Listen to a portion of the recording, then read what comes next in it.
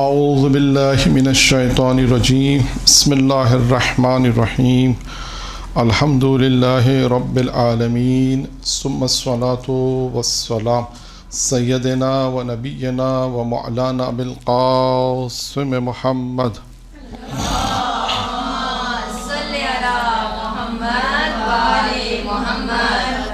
وآل بیتہ الطیبین الطاہرین اما بعد فقد تبارک و تعالیٰ فی کتابہ الکریم بسم اللہ الرحمن الرحیم ان الذین آمنوا وعملوا الصالحات لہم جنات النعیم خالدین فیہا وعد اللہ حقا وہو عزیز الحکیم۔ درود پڑھیں محمد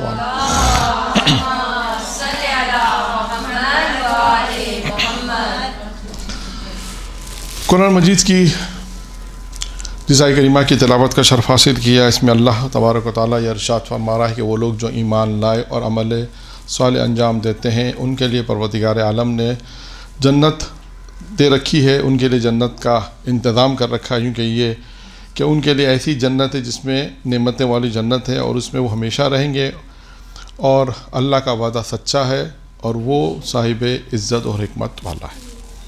یہ کریمہ پچھلے درس میں بھی ہم نے سرنامہ کلام قرار دی تھی اور آج بھی اسی آیت کو سرنامہ کلام دیا ہے، سرنامہ کلام قرار دیا ہے تاکہ ہم اپنی گفتگو کا آغاز کر سکیں۔ اور اس آیت مجیدہ میں دیکھیں ایمان اور عمل صالح، آیت نمبر ہے یہ سورہ لقمان کی غالباً آیت 9 ہے، یہاں آیت نمبر میں نے لکھا نہیں ہے لیکن سورہ لقمان ہے غالباً، ہاں سورہ لقمان تو لکھا ہوا ہے، آیت نمبر نہیں، غالباً 9 ہے شاید۔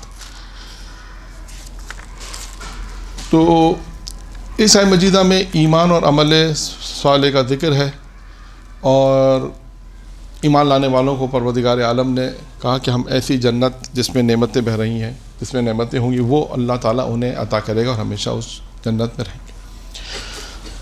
ایمان پر گفتگو ہے اور عمل صالحات۔ اچھا، اب یہ دو موضوع خود ایک ایسے موضوع ہیں کہ ہمیشہ ان پر گفتگو رہی ہے، قرآن نے بھی کی، ائمہ معصومین علیہ السلام نے بھی، کہ انسان ایمان کو اختیار کرے گا، یہ قلبی ہے، اور عمل جو ہے وہ اس کی تصدیق کرتے ہیں۔ اس آیت کو اس لیے ہم نے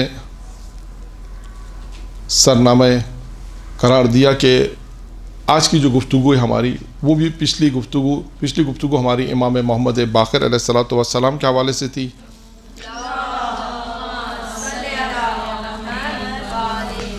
اور آج کی جو ہماری گفتگو ہے وہ امام علی النقی علیہ الصلوۃ والسلام کے حوالے سے ہے۔ درود پڑھیں محمد علیہ۔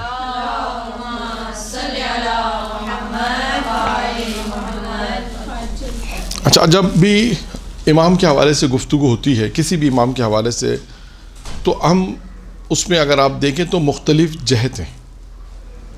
کسی بھی امام کی گفتگو اگر آپ کریں گے، امام کے حوالے سے گفتگو کریں گے اور مطالعہ اگر آپ کریں گے تو آپ کو بہت سی جہت یا بہت سے پہلو امام کی زندگی میں نظر آئیں گے۔ میں چند ایک پہلو آپ کے سامنے بیان کروں گا جن کی تفصیلات بھی آئے گی، لیکن کچھ عنوانات ہیں جو میں صرف عنوان برائے عنوان بیان کروں گا کہ دیکھیں امام کی زندگی میں یہ چند عنوانات ہیں، اس کے علاوہ بھی ہو سکتے ہیں اور بھی بہت سے عنوانات ہیں، لیکن چند ایک عنوانات میں آپ کے سامنے بیان کر رہا ہوں کہ یہ اگر کم از کم ان عنوانوں پر بھی اگر ہم مطالعہ کر لیں تو ہمیں امام کی زندگی کے وہ پہلوات، وہ چیزیں جو انسان کو معلوم ہونی چاہیے۔ اور یہاں پر میں یہ بات بھی کہوں گا، دیکھیے اللہ نے انسان چاہتا ہے کہ پروردگار کیا چاہتا ہے کہ انسان کمال تک پہنچے، انسان اس مقام تک پہنچے جو خدا چاہتا ہے، اور خدا نے ان انسان کو مقام تک پہنچانے کے لیے وہ ہستیاں بھیجی ہیں، اور ان کا فعل ہمارے لیے حجت ہے، ان کا قول ہمارے لیے حجت ہے، ان کی ایک ایک چیز یعنی ان کا فعل ہمارے لیے حجت ہے، جو وہ کریں وہ حجت ہے، جو وہ کہیں وہ حجت ہے۔ یہ تمام چیزیں امام علیہ السلام نے، اللہ نے انہیں بھیجا تاکہ وہ ہماری زندگی کو اس کمال تک پہنچا سکیں۔ اچھا، جب ہم ان کی زندگی کا مطالعہ کرتے ہیں تو اس میں نے عرض کیا کہ بہت سارے پہلو ہیں۔ نمبر ایک کیا پہلو ہے؟ نمبر ایک ہے اللہ نے جب انہیں بھیجا ہے تو ایک مقصد کیا ہے کہ وہ لوگوں کو اسلام کی دعوت دیتے ہیں، لوگوں کو خدا کی طرف بلاتے ہیں۔ لوگوں کو خدا کی طرف بلاتے ہیں، لوگوں کو اسلام کی طرف دعوت دیتے ہیں، یعنی وہ اپنا کردار ایسا پیش کرتے ہیں۔ اچھا، اب جو اسلام کی طرف لوگ آئیں گے، مختلف جہت ہے اس میں بھی، یا وہ ان کا اسلام کی طرف آنا امام کے کردار کی وجہ سے ہوگا، امام کے علم کی وجہ سے ہوگا، امام کے اچھے اخلاق کی وجہ سے ہوگا، بہت ساری جہت ہو سکتی ہیں اس میں بھی۔ یعنی پہلا جو نقطہ ہے وہ ہے کہ امام علیہ السلام کا مقصد پروردگار عالم نے بھیجا کہ امام لوگوں کو اسلام کی طرف دعوت دیں، اللہ کی طرف بلائیں، توحید کی دعوت دیں۔ اب یہ دعوت دینا مختلف جہت سے ہو سکتا ہے، وہ میں نے چند جہت ایک بیان کی جو آج انشاءاللہ تعالیٰ بیان بھی کریں گے، 2-3 واقعات امام کے اس جہت میں، اس پہلو۔ نمبر 1 پہلو کیا ہے؟ خدا کی طرف بلانا، ایک۔ نمبر 2 عبادت امام، ہم دیکھیں عبادت امام۔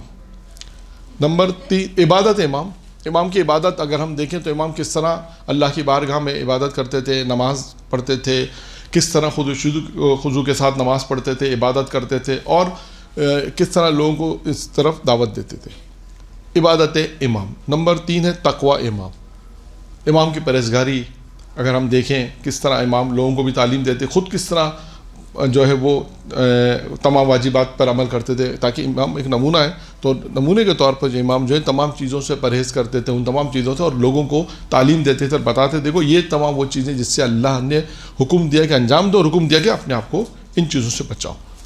تقوی امام ہو گیا۔ پھر ایک اور چیز ہے معرفت امام۔ اچھا، اس پہ بھی میں صرف فہرست بیان کر رہا ہوں، انشاءاللہ جو چیزیں تھوڑی چیزوں پہ ہم گفتگو کریں گے۔ ایک ہے معرفت امام، یہ کیسے حاصل ہوتی ہے، یہ کیسے ہوتا ہے معرفت امام؟ اس میں واقعات جب آئیں گے تو انشاءاللہ میں اشارہ کروں گا کہ کس طرح۔ ایک اور چیز ہے وہ ہے توسل امام، امام سے توسل کرنا، کس طرح توسل کیا جاتا ہے۔ پھر اس کے بعد ایک اور چیز ہے، ہاں، بعض دعاؤں کی تعلیم دینا۔ اگر آپ کتابیں دیکھیں امام علیہ السلام کی سیرت کی، مناقب اہل بیت نام ہے کتاب کا، مشہور کتاب ہے، آپ اس کتاب میں امام کے جب حالات پڑھیں گے تو آپ کو اس میں دعاؤں کی طرف، جب راوی نے کسی نے مولا سے کہا ہمیں دعا کی تعلیم دیں تو امام علیہ السلام نے اسے دعا کی تعلیم دی، اور ایک نہیں، امام علی نقی امام کی طرف سے کئی دعائیں تعلیم کی گئی ہیں، اور جس میں ایک مشہور دعا ہے، کون سی دعا ہے مشہور؟ زیارت جامع کبیرہ، بہت مشہور ہے، اور اسی سے میں نے کہا کہ یہ وہ زیارت ہے کہ جب کسی نے امام سے پوچھا کہ جب ہم امام آپ کے مزارات، یعنی ہم کس معصوم کے مزار پر جاتے ہیں زیارت کے لیے، روزے پر جاتے ہیں، تو کون سی زیارت پڑھیں؟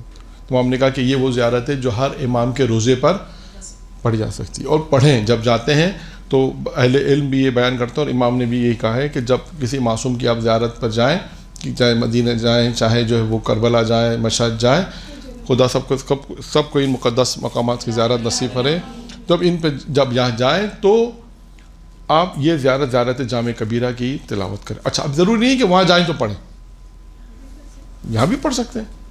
ایک دفعہ ایسا ہوتا ہے کہ بھائی مولانا نے تو درس میں کہا کہ وہ ائمہ کی جب آپ قبروں پہ جائیں زیارت جب پڑھیے گا، ایسا نہیں ہے، بلکہ جب آپ آج بھی اگر کوئی مشکل آتی ہے تو آپ یہ منت مانیں کہ میرا یہ کام ہو گیا تو میں زیارت جامع کبیرہ پڑھوں گی، دیکھیں آپ کی مشکل کیسے حل ہوتی ہے۔ جیسے اس کی میں ایک مثال دے دوں، ایاک نعبد و ایاک نستعین جو نماز ہے امام زمانہ کی جو نماز ہے، جس میں 100 مرتبہ ہم پڑھتے ہیں نا، ایاک نعبد و ایاک نستعین، یہ کہاں پڑھی جاتی ہے؟ جب بھی کوئی مشکل ہوتی ہے۔ ہاں، لیکن ویسے کہاں پڑھی جاتی ہے یہ نماز کی مخصوص کہاں پر ہے؟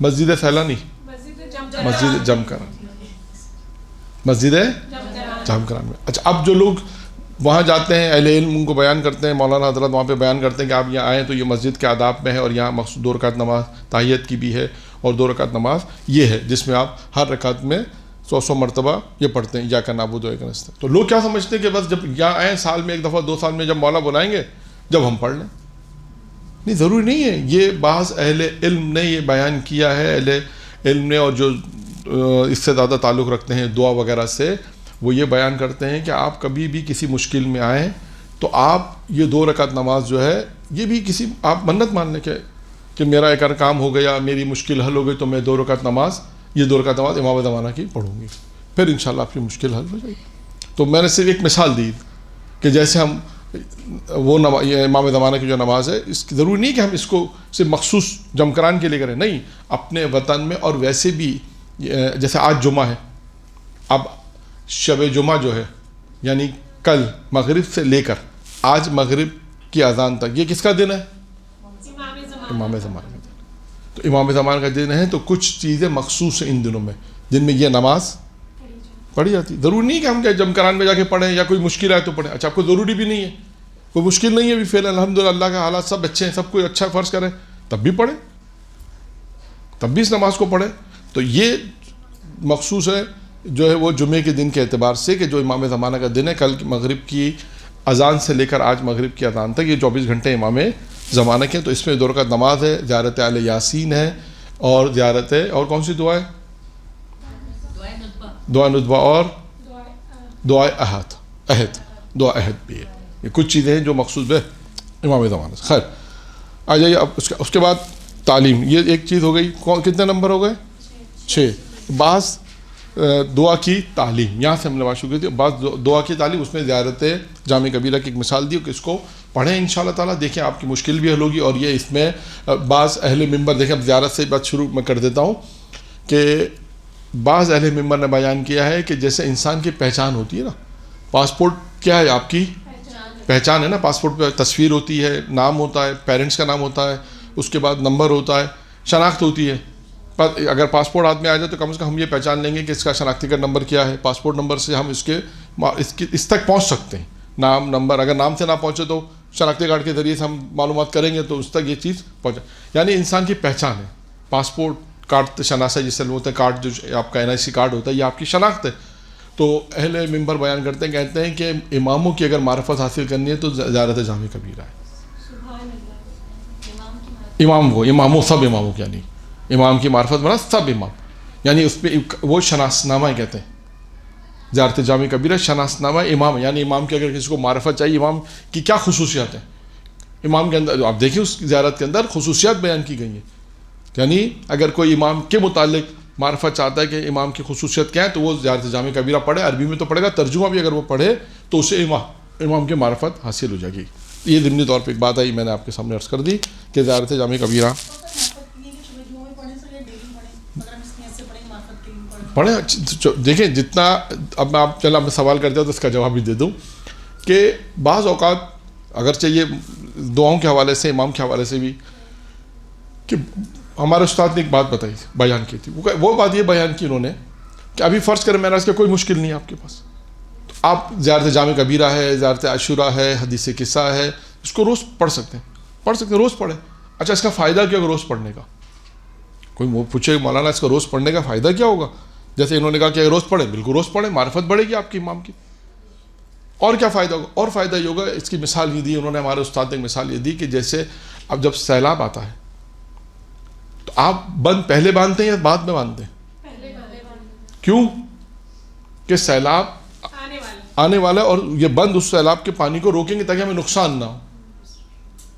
کہا کہ بند جو باندھے جاتے ہیں کہ سیلاب سے بچاؤ کے لیے جو بند باندھے جاتے ہیں وہ پہلے اس لیے باندھتے ہیں کہ احتمال اگر ہے کہ سیلاب آئے گا تو یہ بند جو باندھیں گے یہ اس سے ہمیں نقصان سے بچ جائیں گے. کہا یہ دعائیں، زیارت عاشوراء، زیارت جامع کبیرہ، امام زمانہ کی نماز، حدیث قصہ، یہ روز پڑھنے کا فائدہ، ایک فائدہ کیا ہے کہ وہ بلائیں اور جو مشکلات آ رہی ہیں وہ پہلے سے سیف ہو جائیں. یہ اس کا فائدہ، یعنی آپ پہلے اس کو بند باندھ لیں. اگر ابھی کسی کو مشکل نہیں ہے، اللہ کا شکر ہے، سب کچھ اچھا ہے، کاروبار بھی اچھا ہے، مثلا کوئی مشکل نہیں ہے فعلاً، تو آپ کیا کریں؟ پھر بھی نماز زیارت عاشوراء پڑھیں، پھر بھی امام زمانہ کی نماز پڑھیں، پھر بھی زیارت جامع کبیرہ پڑھیں، ہفتے میں ایک دفعہ پڑھیں. دعائے کمیل ہے، ہفتے میں ایک دفعہ ہے، مہینے میں ایک دفعہ ہے، سال میں ایک دفعہ ہے. تو جو جتنی دعائیں پڑھے گا. اچھا، اب ایسا بھی نہ کریں اس میں روکتے ہوئے کہ بھائی گھر کا کوئی واجب کام ہے، کہ نہیں مولانا نے تو کہ ساری دعائیں ایک دن پڑھنی ہے، ایسا بھی نہ کریں، بلکہ وقت اپنا ایک معین کریں، مختصر سا روزانہ دعا پڑھنی ہے تو اس کو روزانہ کی جو نماز ہے، دعا ہے، جو بھی پڑھنا ہے، جو بہت مخصوص میں نے آپ کے سامنے امام آج کے دن کی بھی بتا دی. اس کے علاوہ دعائے کمیل ہے، حدیث قصہ ہے، زیارت عاشوراء ہے، زیارت وارثہ ہے، یہ تمام وہ زیارتیں ہیں جو انسان اگر انشاءاللہ اگر وقت نکالنے کے ساتھ ساتھ پڑھے گا تو اس کا فائدہ کیا ہوگا کہ آنے والی پریشانیاں جو ان چیزوں کو روک دیں گی. یہ ایک فرق ہے کہ انسان ان دعاؤں کو پڑھے. پھر اس کے بعد ایک فہرست جو ہم گنوا رہے تھے اس میں ایک چیز اور ہے کہ امام علیہ السلام نے شاگردوں کی تربیت کیسی کی. یہ اس کے بعد ہے امام نے وکلاء اپنے وکیلوں کا ایک نظام بنایا تھا. اس زمانے کے اندر وکیلوں کا ایک نظام بنایا تھا کہ وکلاء کا نظام جسے ہم کہتے ہیں کہ امام کے وکیل تھے جو زمانے میں امام نے بنایا تاکہ مختلف شہروں میں جائیں اور وہ کام وغیرہ کریں. پھر اس کے بعد امام علیہ السلام کی نصیحتیں، یہ بھی ایک موضوع ہے جس کو ہم نصیحتیں بھی کہہ سکتے ہیں.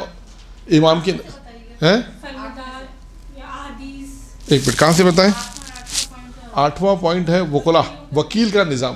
امام نے اپنے زمانے میں وکلاء یعنی وکیل بنائے کہ تم یہاں جاؤ تم یہاں جاؤ. یہ نظام جو وکلاء کا جو نظام تھا وہ 10ویں امام نے مرتب کیا. پھر اس کا 9واں ہے کہ امام کی نصیحتیں یا امام کے اقوال، دونوں چیزیں. امام نے بعض جگہوں پر نصیحتیں کی ہیں، بعض جگہوں پہ امام نے جو جیسے سامنے آیا، جس نے جیسے سوال کیا امام نے اس کے مطابق اس کو نصیحتیں کی. میں نے عرض کیا کہ وہ انشاءاللہ آئے گا، لیکن ابھی میں آپ کو صرف فہرست بیان کر رہا ہوں کہ کتنے موضوعات ہیں جو امام علیہ السلام سے متصل ہیں. پھر اس کے بعد ایک چیز ہے علم امام. پھر ہے اس کے بعد ایک ہے معجزات امام. اور اس کے بعد ہے محبت امام کی محبت رکھنا. اور ایک موضوع اور ہے کہ امام کا ہر شے جو ہے وہ امام کی، ہر شے پر امام کی حکومت ہے، ہر شے تابع امام ہے جسے ہم کہہ سکتے ہیں. تو کتنی چیزیں ہو گئی کل؟ 13 چیزیں ہو گئی. اور 14 اور 14ویں چیز آخری بھی لکھ لیں، آج کے حساب سے 14 ہو جائیں گی. بیماروں کو شفا دینا. ٹھیک ہے، یہ 14. ویسے میں نے عرض کیا اور بھی بہت ساری چیزیں اس میں آ سکتی ہیں. بہت ساری چیزیں کہ اماموں نے اپنے زمانے میں غالیوں کے ساتھ کیسے ان کو جواب دیا، امام کے پاس واقفوں کو کیسے جواب دیا. بہت ساری چیزیں امام علیہ السلام کی زندگی میں اور بھی ہیں. ٹھیک ہے، یہ تقریباً 14 نکات سمجھ لیجیے کہ ہم نے امام علیہ السلام کی زندگی سے اگر ہم ان 14 نکات کا مطالعہ کر لیں، ان 14 نکات کو اچھی طرح سے دیکھ لیں تو شاید کچھ تھوڑی بہت معرفت، تھوڑی بہت معلومات، تھوڑی بہت انفارمیشن ہمارے پاس امام کے متعلق آ جائے گی. کیونکہ عموماً یہ ہوتا ہے کہ دیکھا ہے آپ نے کہ ایسا ہوتا ہے کہ جو امام علی نقی علیہ السلام ہے، محمد تقی علیہ السلام ہے یا امام رضا علیہ السلام ہے،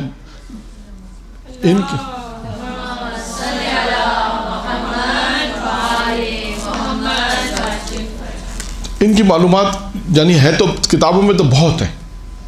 ابھی میں آپ کے سامنے جو پڑھوں کتاب سے پڑھوں گا، معجزات آل محمد، مناقب اہل بیت، اس کے علاوہ کئی کتابیں جو ائمہ علیہ السلام کی ہیں. سب کتابوں کے اندر 14 معصومین کی جو کتابیں لکھی ہیں، 14 معصومین کی جو کتابیں لکھی گئی ہیں، امام علیہ السلام کے حالات زندگی، بہت واقعات، معجزات بہت لکھے. لیکن ہماری یوں سمجھ لیجیے کہ کیا کہہ سکتے ہیں، بد نصیبی کہہ سکتے ہیں کہ ہم لوگ ان کتابوں کو پڑھتے نہیں، ان کتابوں کا مطالعہ نہیں کرتے، جس کی وجہ سے ہمیں ان امام کے متعلق معلومات نہیں ہیں. ابھی میں نے صرف 14 پوائنٹس آپ کے سامنے بیان کیے، ورنہ شاید 14 اور پوائنٹ ایسے نکل آ سکتے ہیں کہ آپ اگر امام کی زندگی کا ایک مطالعہ کرے روزانہ 1 صفحہ 2 صفحہ، تو اس میں ضرورت کے ٹائم کرنے کا نقصان کیا ہوتا ہے یہ بھی میں آپ کو بتاؤں. ٹو دا پوائنٹ قائم ہوتا ہے اور یاد نہیں رہتا جلدی. آپ ہمیشہ عموماً جو ہے وہ تیاری انسان کب کرتا ہے، جب آپ دیکھیں تیاری کب کرتا ہے، جب رات کو کل مجلس پڑھنے تو آج کتاب اٹھائے گا. یہ تیاری نہیں ہوتی، اسے تیاری نہیں کہتے. تیاری وہ ہوتی ہے جو علامہ تعالی جوہری صاحب اللہ ان کی مغفرت فرمائے، ان کے درجات کو بلند کرے. بہت ساری چیزیں انہوں نے ہمیں بتائیں، جن میں سے ایک چیز یہ تھی جو آپ نے سوال کیا تو اس کا جواب اسے کہنے لگے کہ ہم نے پوچھا محرم کی تیاری کب ہوتی ہے، ایسی گفتگو میں پوچھا ان سے محرم کی تیاری کب ہوتی ہے، تو قبلہ نے کہا کہ کب نہیں ہوتی، نہیں جی ہاں کہ 8 ربیع الاول جب ختم ہو جائے، 9 ربیع الاول شروع ہو تو اگلے سال کی آیت دیکھو کہ کس آیت پہ پڑھنا ہے. یہ ان کے الفاظ سے بیانی الفاظ کوٹ کر رہا ہوں کہ 8 ربیع الاول شہادت کا دن ختم ہو جائے، محرم ختم ہو گئے، اور اگلے سال جب آپ کو جس آیت پہ پڑھنا ہے تو 9 ربیع الاول کو آیت کا انتخاب کرو اور پورا سال اسی آیت پہ مطالعہ کرتے رہو. یہ ہے پوری بات، یہ ہے پوری. جی نہیں، ایک آیت سے مراد ہے کہ اس سے مربوط آیتیں نا، جیسے آپ نے اطاعت امامت پہ پڑھنا ہے، اب آپ نے امامت پہ پڑھنا ہے تو اب امامت کی ایک آیت کا انتخاب کریں گے جب آپ کہ امامت کی اس آیت پہ پڑھنا ہے، تو اس آیت کی جب آپ کتابیں کھولیں گے تو آپ کو دوسری آیتیں بھی اس میں ملیں گی. اب آیت اللہ ناصر مکارم کی کتاب ہے پیام قرآن، آپ کو اس میں میٹر تیار ملے گا، میٹر تیار ہے اس میں، 10 جلد کتابیں موضوعات اس میں تیار ہیں. اگر آپ تھوڑی سی زحمت کریں تو اس کو مطالعہ کریں، دیکھیں اس میں فہرست دیکھیں اور آپ کو اس میں میٹر تیار ملے گا. تو اس میں ایک آیت تو ملی ہے جو امامت کے موضوع پر ہے، یا اہل بیت کی محبت پہ پڑھنا ہے تو آپ نے اہل بیت کی محبت کے مطابق آیت قرآن میں دیکھی، پھر اس کے تفسیر دیکھیں، پھر دیکھیں دوسری تفسیر نے کیا لکھا ہے. اب تفسیر کوثر نے کیا لکھا ہے، تفسیر نمونہ نے کیا لکھا ہے، تفسیر صافی نے کیا لکھا ہے، تفسیر نور الثقلین نے کیا لکھا ہے. جب آپ اس طرح تفسیروں کا مطالعہ مختصر تھوڑا تھوڑا مطالعہ کرتے جائیں، روزانہ لکھتے جائیں پوائنٹس، آپ دیکھیں اسی امامت کے موضوع پر آپ کو کتنا مواد ملے گا، کتنا، اور پھر ذہن کھلے گا. پورا سال آپ کو کل تو پڑھنی نہیں ہے، کوئی ٹینشن بھی نہیں ہے، اب اگلے محرم میں پڑھنا ہے شرح، اور ربیع الاول شروع ہو گیا، آپ نے روزانہ مطالعہ شروع کیا، یہ کتاب سرانے رکھی، اب امامت کی بحث پہ دیکھنا شروع کیا، تفسیر نمونہ دیکھی، ٹھیک ہے، تفسیر کوثر دیکھی، یہ آیت دیکھی، اس میں کوثر میں دیکھا، اچھا یہ مطلب ہے، لکھ لیا. پھر دوسری آیت دیکھی، اچھا اس نے کیا لکھا ہے، پھر آپ نے لکھا. تو کیا اس طرح آپ کو کوئی جلدی بھی نہیں ہے، آپ آہستہ آہستہ آہستہ اگر مواد اس طرح آپ تیار کریں گے، میٹر پھر آپ خود دیکھیں گے کہ آپ کا میٹر کتنا آ جاتا ہے. یہ ایک تجربہ کر کے دیکھیں، اس کے بعد پھر کہیے. یہ میرا تجربہ نہیں ہے، خود علامہ صاحب نے بیان کیا کہ اس طرح تیاری ہوتی ہے. انہوں نے خود کہا کہ یہ غلط طریقہ ہے لوگوں کا کہ کل مجلس پڑھنی ہوتی ہے، مطلب کل پڑھنی ہے، آج کتاب کھولیں گے اور کتاب کھول کے ایک تجربے والی بات کی کتاب آپ کے سامنے کھولے، اب آپ کہیں گے اچھا یہ بھی نہیں، ہاں یہ بھی نہیں ہے، ہاں یہ بھی نہیں، اچھا یہ بھی نہیں، اچھا یہ بھی نہیں. کہ اس وقت ذہن کام نہیں کرے گا، کنفیوز ہو جاتا ہے کہ کیا پڑھیں اور کیا نہیں پڑھیں. تو لہٰذا ہاں وہ بھی نہیں ہو سکے گا، وہ بھی نہیں ہو سکے گا، کیسے لیں گے. اچھا آپ دیکھیں تقریر کو، ابھی موضوع تو ہمارا موضوع کچھ اور ہے، ورنہ انشاءاللہ ایک موضوع ہے کہ مجلس کو یاد کیسے کیا جائے. یہ بھی ایک ہے کہ مجلس بناتے کیسے ہیں، ایک موضوع، مجلس کو یاد کیسے کیا جائے یہ دوسرا موضوع. کیسے یاد کریں، ابھی میں آپ کے سامنے ایک کچھ پڑھوں گا امام علی نقی علیہ السلام، تو اس چیزوں کو کیسے یاد کیا. اب موضوع رکھا ہدایت، جیسے میں نے پہلا عنوان دیا، آپ کے سامنے پہلا عنوان کیا دیا ہے، خدا کی طرف بلانا، یعنی امام. اب اس کو موضوع رکھا امام کی طرف سے ہدایت. اب ہدایت آپ نے لکھا ہدایت، اب میں نے اپنے پاس فہرست میں ہدایت اس پوائنٹس کے آگے لکھ دیا ہدایت کے بعد 2 واقعات پڑھنے. وہ 2 واقعات پورے لکھیں، شروع میں تو پورا واقعہ آپ کو لکھنا پڑے گا شروع میں، ہاں رٹنا بھی پڑے گا، لیکن رٹنے میں آپ بھول جائیں گے، یہ گارنٹی. آپ اس کو رٹیں نہیں، پہلے پڑھیں. اچھا پڑھنے کے ساتھ ساتھ اب آپ دیکھیں کیسے پڑھنا ہے. آپ نے پڑھا، اس کے بعد آپ نے سوچا، اس کو سوچیں اچھی طرح، غور و فکر کریں اس کو میں یاد کیسے کروں. اب جیسے ابھی ایک روایت جب ہم شروع کر رہے ہیں اس میں امام اعظم کے جو حادثے، اس میں ہدایت کے 2 واقعات میں نے پڑھنے ہیں، ویسے تو بہت سارے ہوں گے لیکن میں نے آپ کے لیے 2 رکھے. اب ان 2 واقعات کو آپ ساتھ ساتھ یہ بھی چلے بتا دیں کہ اس کو، اب جیسے اس سوال میں سوال اور جواب ہے. سب سے پہلی چیز امام نے کیسے ہدایت کی. ہدایت سورہ حمد کے متعلق ایک سوال ہوا ہے، فوراً آپ کے ذہن میں آئے گا سورہ حمد کے متعلق ایک سوال ہوا. اچھا کون سا واقعہ، یہ کوڈ ورڈ ہو گیا یاد کرنے کا، سورہ حمد کے متعلق کوئی سوال ہوا ہے، یہ آپ کو یاد کرنے کے. اچھا میں ابھی پورا قصہ پڑھتا ہوں، پھر آپ کو یہ بھی روش یہ بھی بتا دیں گے کہ کس طرح اس واقعے کو یاد رکھے. یعنی ایک موضوع، یہ تو ابھی ہمارا موضوع نہیں ہے لیکن ضمنی طور پہ کہ امام علیہ السلام کی جو زندگی ہے اس میں، یعنی خود امام یا کوئی اور بھی، مثلاً اب دیکھیں یہ ہے موضوع ہمارا کیا ہے، ہدایت، کہ امام کس طرح ہدایت دیتے ہیں. میں نے عرض کیا کہ یہ ہدایت امام کی مختلف جہت سے ہو سکتی ہے. اس واقعے میں ایک جہت کیا ہے کہ وہ شخص کیسے مسلمان ہوا، آئیے اس کو دیکھتے. تاریخ نے لکھا قیصر روم کا ایک بادشاہ تھا. اس بادشاہ نے بنی عباس جو خلیفہ تھا، بنی عباس کے خلیفہ کو ایک خط لکھا. بنی عباس کے خلیفہ کو خط لکھا، اور لکھنے کے بعد اس نے کہا کہ ہم نے کتاب انجیل میں پڑھا ہے کہ کوئی بھی سورہ حمد کو اس کی حقیقت کے ساتھ پڑھے. کس کو؟ سورہ حمد کو اس کی حقیقت کے ساتھ پڑھے تو خداوند نے، اور وہ سورہ حمد جو ہے حقیقت کے ساتھ پڑھے، اور سورہ حمد 7 حروف سے پاک ہے. یعنی 7 حروف اس میں نہیں ہے. یہ میرے جملے پاک سے مراد نہیں ہے, یعنی اس میں سورہ 7 حرف نہیں ہے. اچھا وہ پھر اور اگر اس سورہ کو اس معرفت کے ساتھ پڑھے گا, اس سورہ حمد کو جس میں 7 حرف نہیں ہے, تو اللہ اس کے بدن کو جہنم کی آگ سے محفوظ رکھے گا.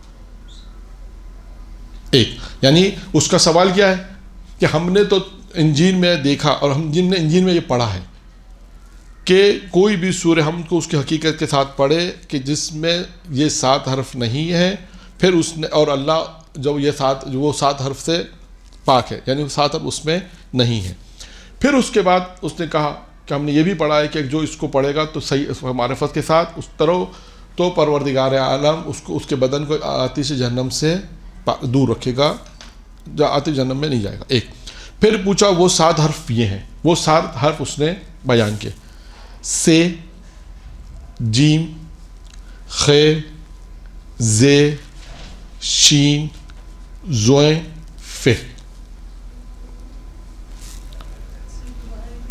سے, جیم, خ, زے, شین, زویں اور آخر میں کیا ہے ف. کتنے حرف ہو گئے؟ 7 حرف. یہ 7 حرف ہیں. پھر اس کے بعد اس نے لکھا کہ ہم نے تحقیق کی کہ توریت انجیل زبور میں ہمیں تو نہیں ملا, کوئی ایسا سورہ نہیں ملا کہ جس میں یہ 7 حرف نہ ہو, ہمیں تو نہیں ملا. اگر آپ کے پاس کوئی ایسا ہے تو آپ ہمیں دے دیں, بھیج دیں. کس نے لکھا خط؟ روم کے بادشاہ نے. کس کو لکھا خط؟ بنی عباس کے خلیفہ کو لکھا. اب آپ دیکھیں یہاں پر بھی وہی ہوا جو ہمیشہ سے ماضی میں ہوتا رہا ہے. وہ کیا ہوتا رہا ہے ماضی میں کہ جب بھی بادشاہ مشکل میں آتا ہے, پہلا تو وہ اپنے دانش مندوں کو بلاتا ہے, جو اس کے اپنے دربار میں لوگ ہوتے ہیں ان کو بلاتا ہے. جب ان سے مسئلہ حل نہیں ہوتا تو پھر وہ کہاں جاتے ہیں؟ در آل محمد میں جاتے ہیں. اب ان سے یہ مسئلہ حل نہیں ہوا, کہا کہ وہ کون سے 7 حروف ہیں کہ جو سورہ حمد میں نہیں ہے, کون سے 7 حروف ہیں. اور وہ زیادہ جب انہیں جواب نہیں ملا تو اس کے بعد اس نے ایک خط لکھا امام علی نقی علیہ السلام کو, کہا کہ یہ ہماری مشکل, اس کو حل کر دیں. اب امام علی نقی علیہ السلام نے ان سے جب پوچھا وہ کون سے 7 حروف ہیں, امام نے وہ 7 حروف, وہ امام جب ان سے یہ سوال پوچھا گیا تھا, یہ تو میں نے سورہ ہم پہلے آپ کو بیان کر دیا, یعنی اس نے یہ سوال یہ پوچھا تھا کہ کون سے وہ سورہ ہے کہ جس میں یہ 7 حروف نہیں ہیں.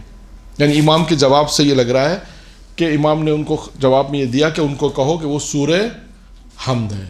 یعنی سوال اس کا یہ تھا, سوال شروع میں سورہ حمد نہیں تھا, سوال یہ تھا شروع میں کہ وہ کون سا سورہ ہے کہ جس میں یہ 7 حرف نہیں ہے, جس سے اللہ اگر جسے انسان پڑھے گا اس حقیقت کے ساتھ تو اللہ اس کے بدن کو جہنم کی آگ سے دور رکھے گا. اب امام نے اس کو جواب دیا. جواب امام سے یہ پتہ چلتا ہے کہ امام سے انہوں نے یہ پوچھا وہ کون سا سورہ ہے.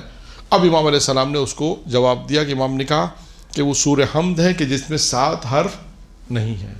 وہ 7 حرف میں نے آپ کو بیان کر دیے. پہلا حرف کون سا ہے؟ سے.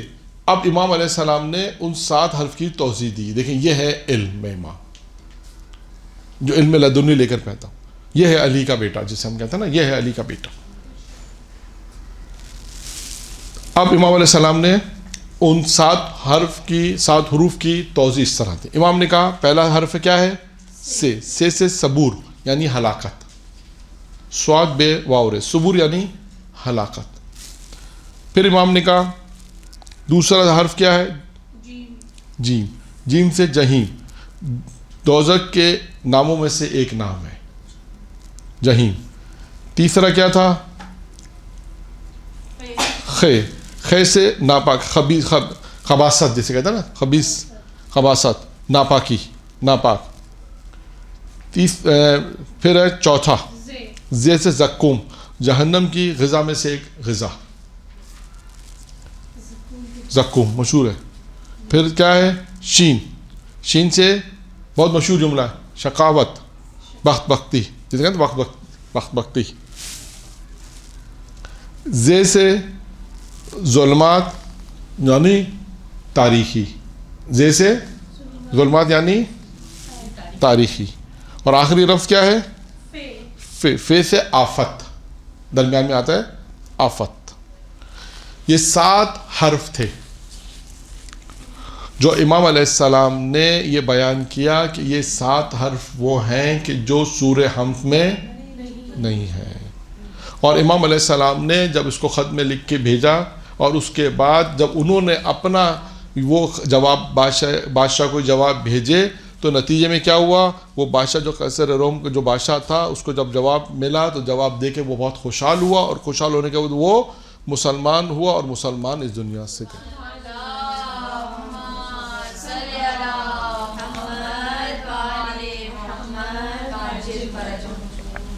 تو یہ ایک جھلک ہے علم کی، ایک جھلک ہے کہ آپ نے دیکھا یہ ایک کہ جو لوگ جب بھی امام کے پاس آئے، کسی بھی امام کے پاس، ہر زمانے میں، یہ امام علی نقی کا زمانہ تھا، امام کے بعد آ کے پوچھنے لگے کہ امام ہماری مشکل کو حل کریں. امام نے ان کی مشکل کو حل کیا.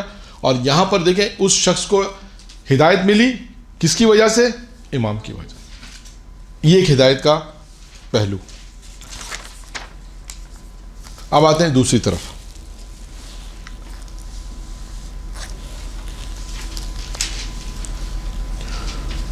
اصفہان کا ایک رہنے والا عبد الرحمن نامی شخص بیان کرتا ہے کہ شیعہ شخص ہے، وہ بیان کرتا ہے. اب وہ یہ واقعات دیکھیں، اس میں اب جو واقعات میں بیان کر رہا ہوں یہ بھی ہدایت کے سلسلے کے واقعات ہیں. پہلے پوائنٹس پہ بھی ہماری گفتگو پہلے پوائنٹس پر ہے کہ کس طرح امام کی طرف سے ہدایت ہوتی ہے. وہ کیا بیان کرتا ہے؟ ہاں، وہ یہ بیان کرتا ہے، اصفہان کا رہنے والا عبد الرحمن نامی شخص ہے، شیعہ تھا، اصفہان میں رہتا تھا. اس سے کسی نے دریافت یہ کیا کہ یہ بتاؤ کہ تم نے شیعہ مذہب جو اختیار کیا وہ کیسے اختیار کیا؟ کیا وجہ تھی کہ شیعہ مذہب تم نے اختیار کیا؟ اس کی کیا وجہ تھی؟ اب وہ شخص ایک معجزے کی طرف اشارہ کرتا ہے. یعنی سوال سمجھ میں آیا؟ اصفہان میں ایک شخص رہتا تھا، عبد الرحمن نامی شخص رہتا تھا. اس سے کسی نے پوچھا کہ یہ بتاؤ کہ تم شیعہ مذہب تم نے کیوں اختیار کیا؟ کیا وجہ تھی کہ تم نے شیعہ مذہب اختیار کیا؟ کیا وجہ تھی؟ اب آئیے، وہ بیان کرتا ہے کہ میں فقیر تھا، تنگ دست تھا، اور میرے پاس اتنے پیسے نہیں تھے کہ میں کسی طرح بھی جو ہے وہ دولت حاصل کر سکتا تھا، لیکن میرے پاس طاقت کی قوت تھی، بیان کر سکتا تھا. تو کہنے لگا کہ میں اصفہان کے لوگوں کے ساتھ جو ہے وہ ایک مرتبہ متوکل کے دربار میں گیا تاکہ لوگوں کو انصاف دلا سکوں. قوت تھی میرے پاس، بولنے کی قوت تھی، طاقت تھی، تاکہ میں لوگوں کے ساتھ جاؤں اور جا کے متوکل کے دربار میں جا کے تاکہ لوگوں میں انصاف دلا سکوں. کب میں یہ ارادہ کر جو ہے متوکل کے دربار میں پہنچا. جب میں وہاں پہنچا تو میں نے ایک عجیب منظر دیکھا. میں نے دیکھا کہ متوکل کے دربار میں لوگ صفوں میں کھڑے ہوئے اور ایسا لگ رہا ہے جیسے کسی کے منتظر ہیں، کوئی آنے والا ہے، کسی کا انتظار کر رہے ہیں. صفیں ہیں، لوگ دیکھ رہے ہیں، ایسا ہے کسی کے منتظر ہیں. میں نے پوچھا کہ یہاں کیا ماجرا ہے؟ تو کہا کہ یہاں جو ہے وہ شیعوں کے امام جسے رافضی کہتے ہیں وہ آنے والے ہیں اور متوکل نے ان کو طلب کیا ہے، متوکل نے ان کو بلایا ہے اور ان کو طلب کیا ہے. تو یہ کہنے لگا، شخص کہنے لگا کہ میں نے کہا کہ میں بھی دیکھوں کہ وہ جو رافیوں سے جسے امام جسے کہتے ہیں، رافیوں کے امام کہتے ہیں، یہ ہے کون؟ یہ میں بھی دیکھوں کہ یہ کون ہے.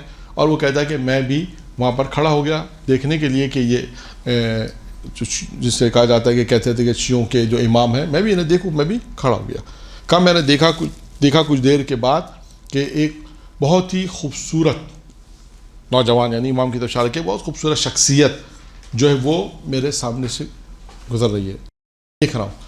اور دیکھتے ہی جب میں نے ان کو دیکھا تو ان کی محبت میرے دل میں پیدا ہو گئی.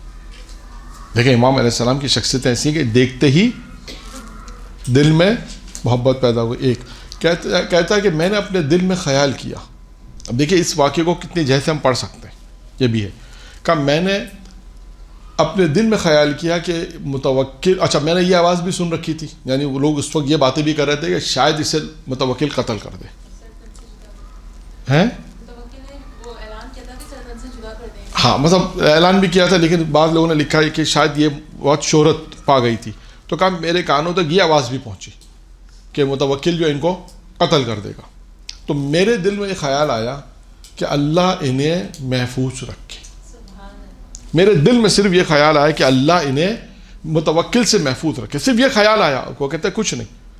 دیکھ ہوتا نا کیا، میرے دل میں ان کی محبت پیدا ہو گئی اور میرے دل میں یہ خیال آیا کہ متوکل کے شر سے یہ محفوظ رہیں، متوکل انہیں قتل نہ کرے. کہ صرف میرے دل میں یہ خیال آنا تھا کہ وہ شخصیت جب میرے قریب سے گزری تو مجھے دیکھ کر انہوں نے ایک جملہ کہا. دیکھیں اسے کہتے ہیں امام، جو انسان کے دل کے حالات کو جو جان لے اس کو کہتے ہیں امام. ایک مرتبہ امام نے اس کی طرف دیکھ کر ایک جملہ کہا کہ تم بے فکر ہو جاؤ، یا تم فکر مت کرو، انشاءاللہ متوکل سے مجھے کوئی نقصان اور ضرر نہیں پہنچے گا. جو تمہارے دل میں خیال آیا ہے کہ اللہ محفوظ رکھے ویسا ہی ہوگا انشاءاللہ، اور کوئی نقصان نہیں پہنچے گا. اور اب امام نے دعائیں دی. دیکھیں امام نے کیا کہا، امام نے کہا تمہاری عمر طولانی ہوگی، تمہیں اولاد کثرت سے پروردگار دے گا، اور تمہارے مال میں برکت ہوگی. ایک مرتبہ یہ شخص حیران ہو گیا، پریشان ہو گیا. دوستوں نے پوچھا کیا ہوا؟ کہا کچھ نہیں. کہا میں نے اپنے آپ کو سنبھالا، سنبھالنے کے بعد میں اپنے آپ کو ذرا قابو میں کیا. اس کے بعد کہتا ہے کہ جب میں واپس اصفہان آیا اس کے بعد وہ بیان کرتا ہے کہ آج میرے پاس 1,00,000 کیش ہے. اس زمانے کا 1,00,000 کیش ہے، اور یہ وہ مال ہے جو میرے ہاتھ میں ہے. اس کے علاوہ جو مال گھر سے باہر جو مال ہے، کاروبار میں جو مال ہے وہ علیحدہ ہے. 70 سال سے عمر میری زیادہ ہو چکی ہے، اور 10 فرزند اللہ نے مجھے دے، 10 اولادیں ہیں میری. اب آپ دیکھیے اس کے بعد یہ واقعہ وہ بیان کرتا ہے، کہتا ہے کہ یہ سب چیزیں جو باتیں انہوں نے کہیں وہ پوری ہوئی، اور میں ان کی امامت کا قائل ہو گیا. تو اب آپ دیکھیے اس واقعے میں جو مجلس پڑھنے والی ہیں اور کہہ رہی ہیں کہ مطلب کہتے ہیں نا اس واقعے کو آپ نے کیسے بیان کرنا ہے. اس میں دیکھیں ہدایت امام ہے. ایک نقطہ کیا ہے، امام کی طرف سے اس کو ہدایت ملی، وہ امامت کا قائل ہو گیا. ایک امام نے دعا دی، وہ اللہ نے قبول کی. تیسری چیز کیا ہے، اس کے دل میں جو امام کے لیے محبت آئی، امام نے فوراً اس کا ریئیکشن کیا. ہم اپنے اسلام میں جو کہیں گے فوراً اس کا اثر ہوا. اب اس واقعے کو آپ اہل بیت کی محبت کے اثرات میں بھی پڑھ سکتے ہیں. آج یہ محبت کتنی تھی اس کو بھی پڑھ سکتے، کتنی دیر کہیں گے، دیر تو لفظ سے بھی زیادہ ہے. کتنا ایک لمحہ، 1 منٹ 2 منٹ کہ اس کے دل میں یہ خیال ہے کہ جو امام کو دیکھ رہا ہے ایک مرتبہ کہ اللہ یہ متوکل کے شر سے محفوظ رہے، بس. یعنی آپ دیکھیں کتنی دیر کی بات ہے یہ، ایک لمحے. تو آل محمد کون ہے کہ جو ایک لمحہ بھی ان کے لیے اگر اللہ سے آپ نے لطف و کرم اور محبت چاہی، انہوں نے فوراً آپ کو عطا کر دیا، فوراً عطا کر دیا. اور اس کے بعد ایک معجزہ بھی اس نے کہا، یہ معجزہ کہ میرے دل کی بات امام نے بتا دی. چوتھا نقطہ، یعنی آپ اس واقعے میں دیکھتے جائیں کتنے نکات پڑھتے ہیں. دیکھیں تقریر یہی ہے، مجلس جو پڑھتے ہیں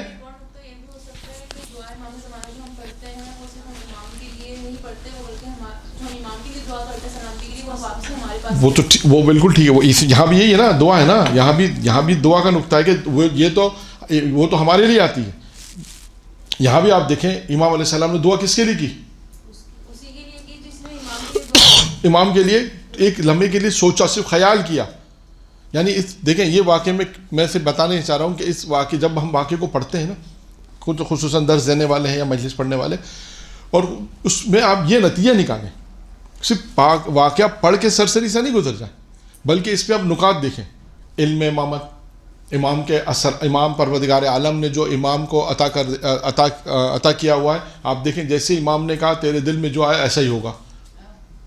تو یہ امام کا اس کو کیسے معلوم کہ امام جو میں سوچ رہا ہوں میرے دل میں آیا؟ تو پتہ چلا کہ جو آپ سوچتے ہیں وہ امام بتا دیتا، اسی کو امام کہتے ہیں. یہ امام ہے. پھر محبت کا اس نے محبت کا اظہار کیا، امام نے فوراً ریئیکشن. اثر کے محبت کو جسے ہم کہتے ہیں اثر ہے، اہل بیت کی محبت کے اثرات، یہ ایک موضوع ہے.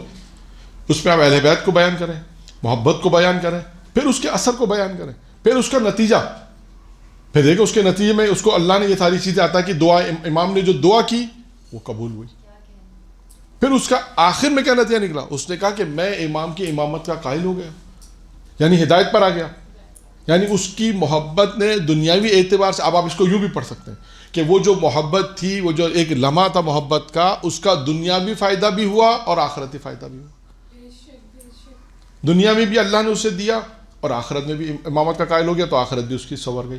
تو اب آپ دیکھیں یہ ایک واقعہ ہے جس سے ہم کتنی جہد سے پڑھ سکتے ہیں، اس میں کتنے نقطے ہم نکال سکتے ہیں۔ تو یہ دو واقعات میں نے آپ کے سامنے امام علیہ السلام کی ہدایت کے عنوان سے پڑھے کہ پہلا جو نقطہ تھا امام کی زندگی میں کہ امام علیہ السلام جو ہے وہ ہادی ہیں، ہدایت کرتے ہیں، اور یہ ہدایت مختلف جہد سے ہو سکتی ہے۔ اب ہم مطالعہ کریں، دیکھیں واقعات کو پڑھیں، اور اس پڑھنے کے بعد ہم دیکھیں کہ یہ واقعہ امام علیہ السلام کی کس جہد میں آ رہا ہے۔ اب وہ اگر مسلمان ہوا ہے تو علم امام کی وجہ سے، پہلے والے واقعے میں دیکھیں علم امام تھا، وہ بھی مسلمان ہوا، اسے بھی ہدایت ملی۔ بادشاہ تو نہیں جانتا تھا کون ہے، وہ نہیں جانتا تھا کون اس سوال کا جواب دے سکتا ہے۔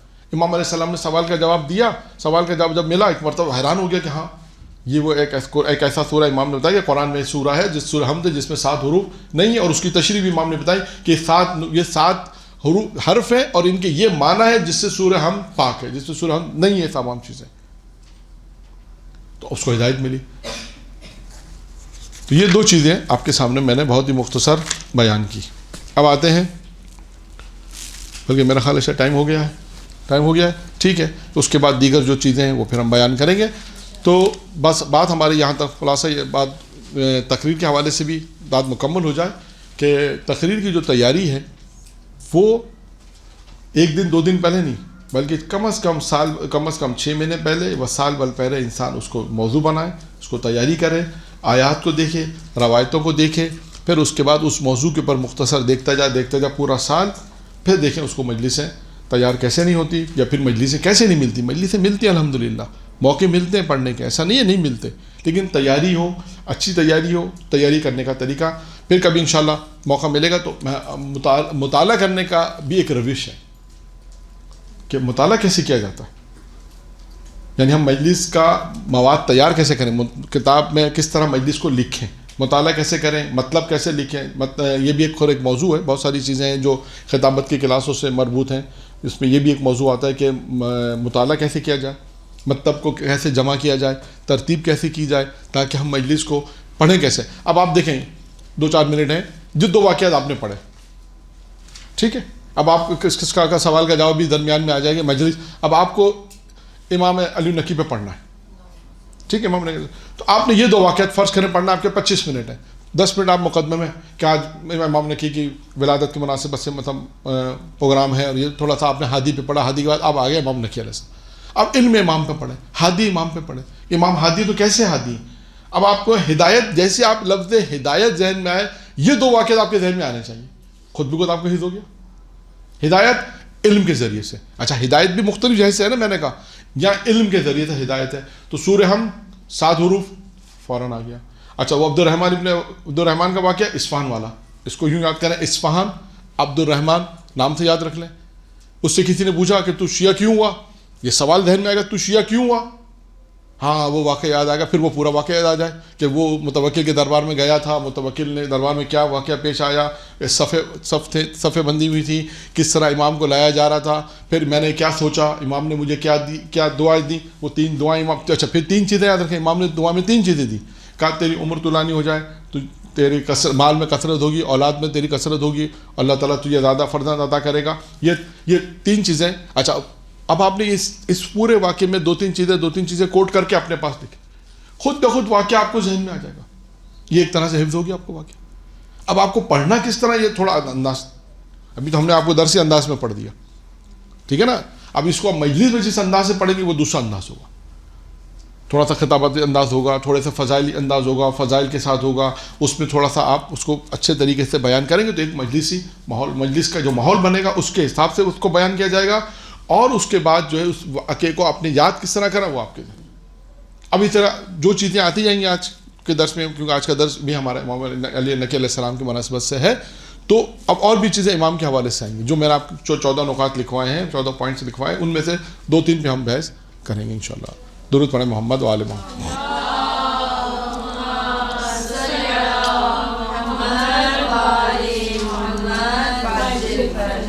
اور گفتگو ہم نے یہاں تک پہنچائی ہے امام علیہ السلام کی کہ امام کس طرح انسان کی ہدایت کرتے ہیں. ہدایت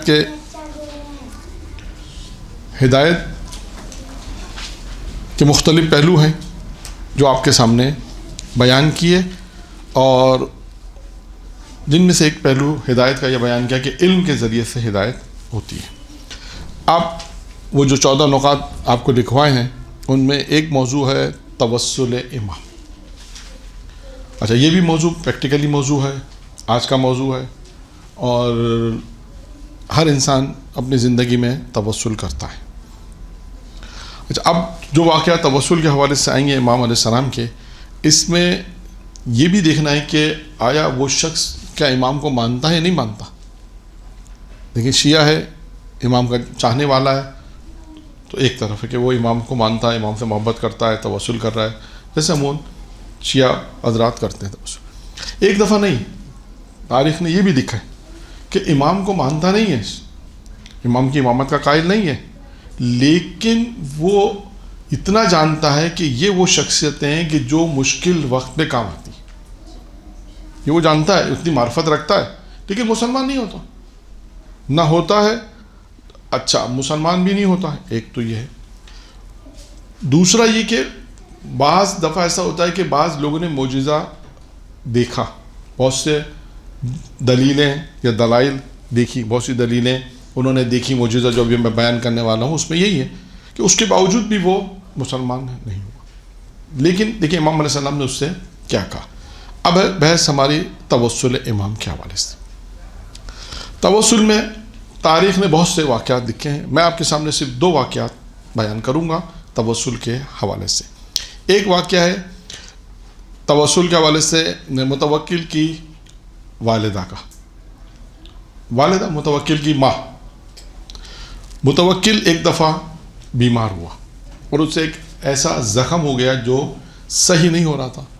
اس پر بھی یہی ہوا، تمام طبیبوں کو بلایا گیا، تمام ڈاکٹرز کو بلایا گیا، جو ماہر تھے اس مرض کے ان کو بلایا گیا کہ بھائی متوکل کو ایک زخم ہو گیا ہے، جس ہم کہتے ہیں پھوڑا ہو گیا ہے، اور اب یہ صحیح نہیں ہو رہا. تمام لوگوں نے بڑی کوششیں کی لیکن حل نہیں ہوا. تو اس میں سے ایک جو شخص تھا اس کا نام تھا فتح ابن خاقان.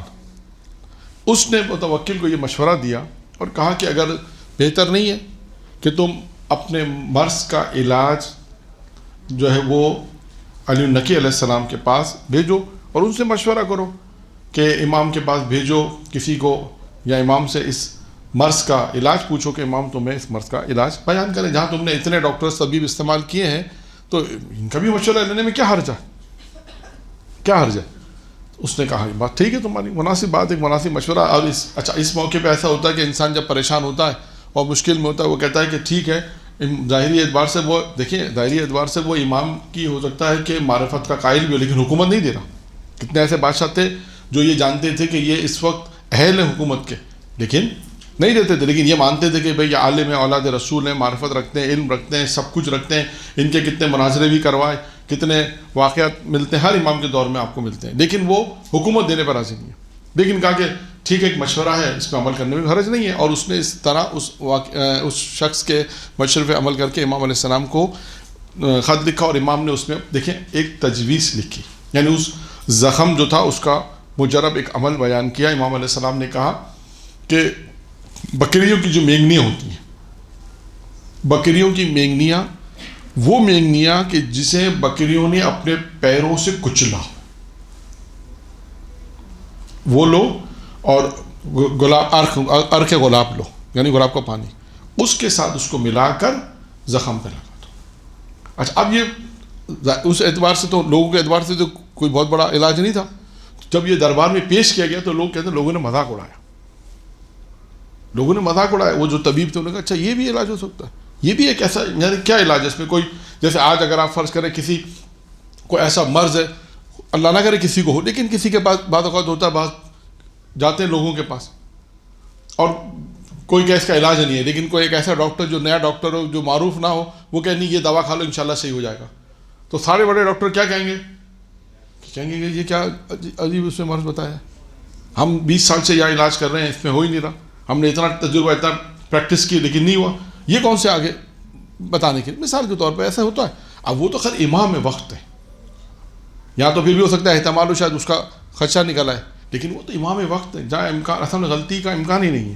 جو امام بتائیں گے ایسا ہوگا. امام علیہ السلام نے ایک مجرب جو ہے وہ طریقہ کار بتایا کہ اس طرح کرو اور یہ اس کا طریقہ کار ہے. جب ان پہ اس نے متوکل نے اس پہ عمل کیا، اس طریقہ کار پہ عمل کیا، تو کہتے ہیں کہ اس کا درد ختم ہو گیا اور وہ زخم صحیح ختم ہو گیا. اب اس کے نتیجے میں ہوا کیا؟ اس سے پہلے یعنی اب یہ جو مشکل آئی ہوئی تھی، اس سے پہلے متوکل کی ماں نے یہ منت مانی تھی کہ اگر میرے بیٹے کا یہ زخم صحیح ہو گیا تو میں امام علی نقی علیہ السلام کی خدمت میں 100 دینار کی ایک منت مانی کہ 100 دینار ہدیہ کروں گی. اور جب یہ زخم صحیح ہو گیا، اس کے بعد اس نے امام کی خدمت میں وہ تھیلی بھجوائی جس میں 100 دینار تھے. ادھر کچھ عرصے کے بعد متوکل کو لوگوں نے کہا کہ امام جو ہے وہ تیاری کر رہے ہیں، تمہارے گھر اپنے اسلحہ تیار کر رہے ہیں، اور مختلف جو باتیں بہت ساری باتیں متوکل کو بیان کی گئی امام کے خلاف. تو امام نے کہا کہ ٹھیک ہے، اپنے جو اس کے سپاہی تھے ان سے کہا ٹھیک ہے امام کو گرفتار کر کے لاؤ. کہتے ہیں کہ جو امام کے گھر پہنچے، اچھا رات کا وقت تھا. اب دیکھیں یہاں پہ بھی علم امامت کیا ہے. سعید حاجب جو وہاں آیا تھا وہ یہ کہتا ہے، بیان کرتا ہے کہ جب ہم پہنچ تو گئے امام کے پاس، اوپر سے گھر سے کسی طرح امام کے پہنچے، وہاں اندھیرا تھا. اب کیسے گھر میں داخل ہوں؟ تو ایک مرتبہ اندر سے آواز آئی کہ حاجب رک جاؤ، میں شمع لے کے آتا ہوں. اب آپ دیکھیں یہ خود ایک یہاں پہ بھی اس واقعے میں بھی علم امامت ہے کہ امام کو معلوم ہے کہ باہر کون آیا، مجھے کس لیے کیا گرفتار کرنے آئے ہیں، میرے گھر کی تلاشی لینے آئے ہیں، بادشاہ نے ان کو بھیجا، ساری چیزیں ہیں اس میں. ایک مرتبہ امام آتے ہیں، امام نے کہا آ جاؤ اندر آ جاؤ. اندر آتے ہیں، اس کی تلاشی کرتے ہیں. اس کے امام کے گھر کی جب تلاشی لیتے ہیں تو وہ تھیلی ملتی ہے جو متوکل کی ماں نے جو منت مانی تھی کہ متوکل کو شفا ملے گی تو میں یہ 100 دینار امام کی خدمت میں، وہ تھیلی تلاشی میں نکالا اس کے گھر سے. اور وہ حیران ہو گیا، اس سے مہر بھی لگی ہوئی تھی. اب یہ حیران ہو گیا کہ یہ تھیلی جو میری مہر لگی ہوئی اس امام کے گھر پہ کیا کر رہی ہے. پھر پوچھا، امام نے کہا ہماری ماں نے بھیجی تھی. اس نے پھر اپنی ماں سے پوچھا، اس کی ماں نے کہا کہ بھائی جب تم بیمار ہو گئے تھے تو میں زخم تھا تو میں نے منت مانی تھی کہ بھائی جب تمہیں شفا ملے گی تو امام کی خدمت میں یہ نظر کروں گا، اور جب نظر پوری ہوگی، جب تمہیں شفا ملی تو میں نے نظر پوری کی، امام کو بھیجی. اور ایک اور تھیلی تھی جس میں 400 دینار تھے، اس میں 100 دینار نہیں 1000 دینار تھے غالباً. پھر اس کے بعد اس میں لکھا کہ اس نے متوکل نے کیا کیا کہ وہ 1000 دینار جو اس کی ماں نے منت مانی تھی وہ پھر وہ 400 دینار کی ایک تھیلی اور تھی جو امام کے گھر سے نکلی. کہا اس نے کہا 1000 دینار اس میں اور ڈالو، اپنے کارندوں سے کہا اس میں اور ڈالو، سپاہیوں سے کہا اس میں اور ڈال کے امام کی خدمت میں پیش کر دو. اچھا اب اس واقعے میں کیا ہے؟ 2-3 چیزیں ہیں. نمبر 1 منت کا پورا. اچھا وہ متوکل کی ماں اتنا جانتی تھی کہ یہ وہ شخصیت ہے کہ اگر میں منت مانوں گی تو میرے بیٹے کو شفا ملے گی. اتنی معرفت تھی، اس کو معرفت امام میں پڑھ سکتے ہیں کہ اس کو اتنی معرفت تھی کہ اس نے یہ منت مانی کہ بھائی اگر مثال آج بھی اگر کسی کو اگر آپ منت مانتی کہ میرا یہ کام ہو گیا تو میں جناب ام المؤمنین کی ایک تسبیح پڑھوں گی یا جناب حضرت عباس کے نام پہ ایک نظر کروں گی، 1 کلو مٹھائی لے جاؤں مثلا، تو آپ سے پوچھیں کہ آپ یہ منت کیوں ماننی ہے؟ کسی معرفت ہے کہ پتہ ہے کہ یہ مشکلات کو حل کرنے والے ہیں، پتہ ہے کہ یہ منت مانگنی ہے، اس کو جا کے جب کام پورا ہو جائے گا، منت پوری ہوگی، جا کے 1 کلو مٹھائی تقسیم کر دینی ہے یا تسبیح پوری کر دینی ہے یا نماز شکرانے کی مانی وہ پورا. تو پتہ ہے کہ ہمیں معلوم ہے کہ وہ شخصیت ہیں جس کے لیے ہم منت مان رہے ہیں، ہمیں پتہ ہے کہ یہ شخصیتیں ہمارا کام پورا کر دیں گے. اسی طرح متوکل کی ماں کو بھی اتنی معرفت تھی کہ میں امام علیہ السلام کی خدمت میں 100 دینار بھیجوں گی، 1000 دینار بھیجوں گی تو اس مسئلے کو حل ہو جائے، اور وہ مسئلہ حل ہوا. ایک پھر اس میں وہ امام کے گھر پہنچا، امام نے کہا اندر آ جاؤ، علم امام. پھر اس کے بعد اس نے جب امام علیہ السلام کے گھر کی تلاشی لی اور کچھ بھی نہیں ملا، اس کے بعد اس نے اپنے پاس سے امام علیہ السلام کی خدمت میں ایک تحفہ اور بھیج دیا. تو دیکھیں یہ ایک منت. اب آئیے ایک دوسری منت. ایک شخص نصرانی تھا، یہ بیان کون کرتا ہے؟ یہ قصہ بیان کرتے ہیں ہبت اللہ ابن ابی منصور موصلی، یہ واقعہ بیان کرتا ہے۔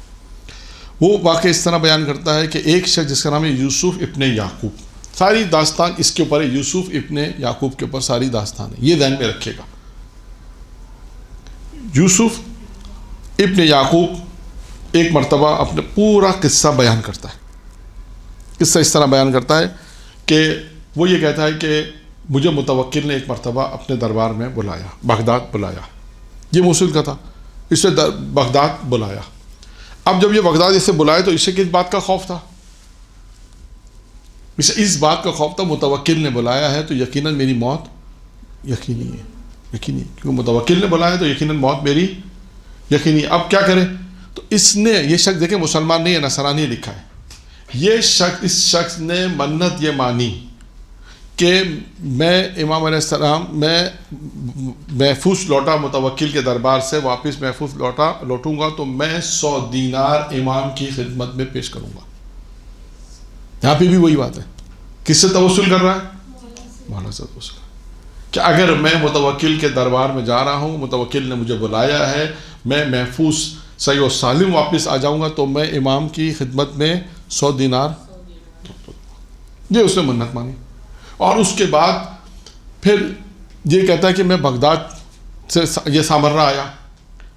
اب جب یہ سامرہ آیا اس نے کہا کہ میں یہاں پریشان ہوں، سامرہ میں کوئی جانتا نہیں ہے اسے، کیسے متوکل کے دربار میں پہلے پہنچ جاؤں، مشکلات ہیں۔ تو اس نے یہ اپنے دل میں خیال کیا کہ میں ایسا کرتا ہوں کہ پہلے امام کی خدمت میں 100 دینار دے دوں، 100 دینار امام کی خدمت میں پیش کر کے پھر اس کے بعد میں متوکل کے پاس چلا جاؤں۔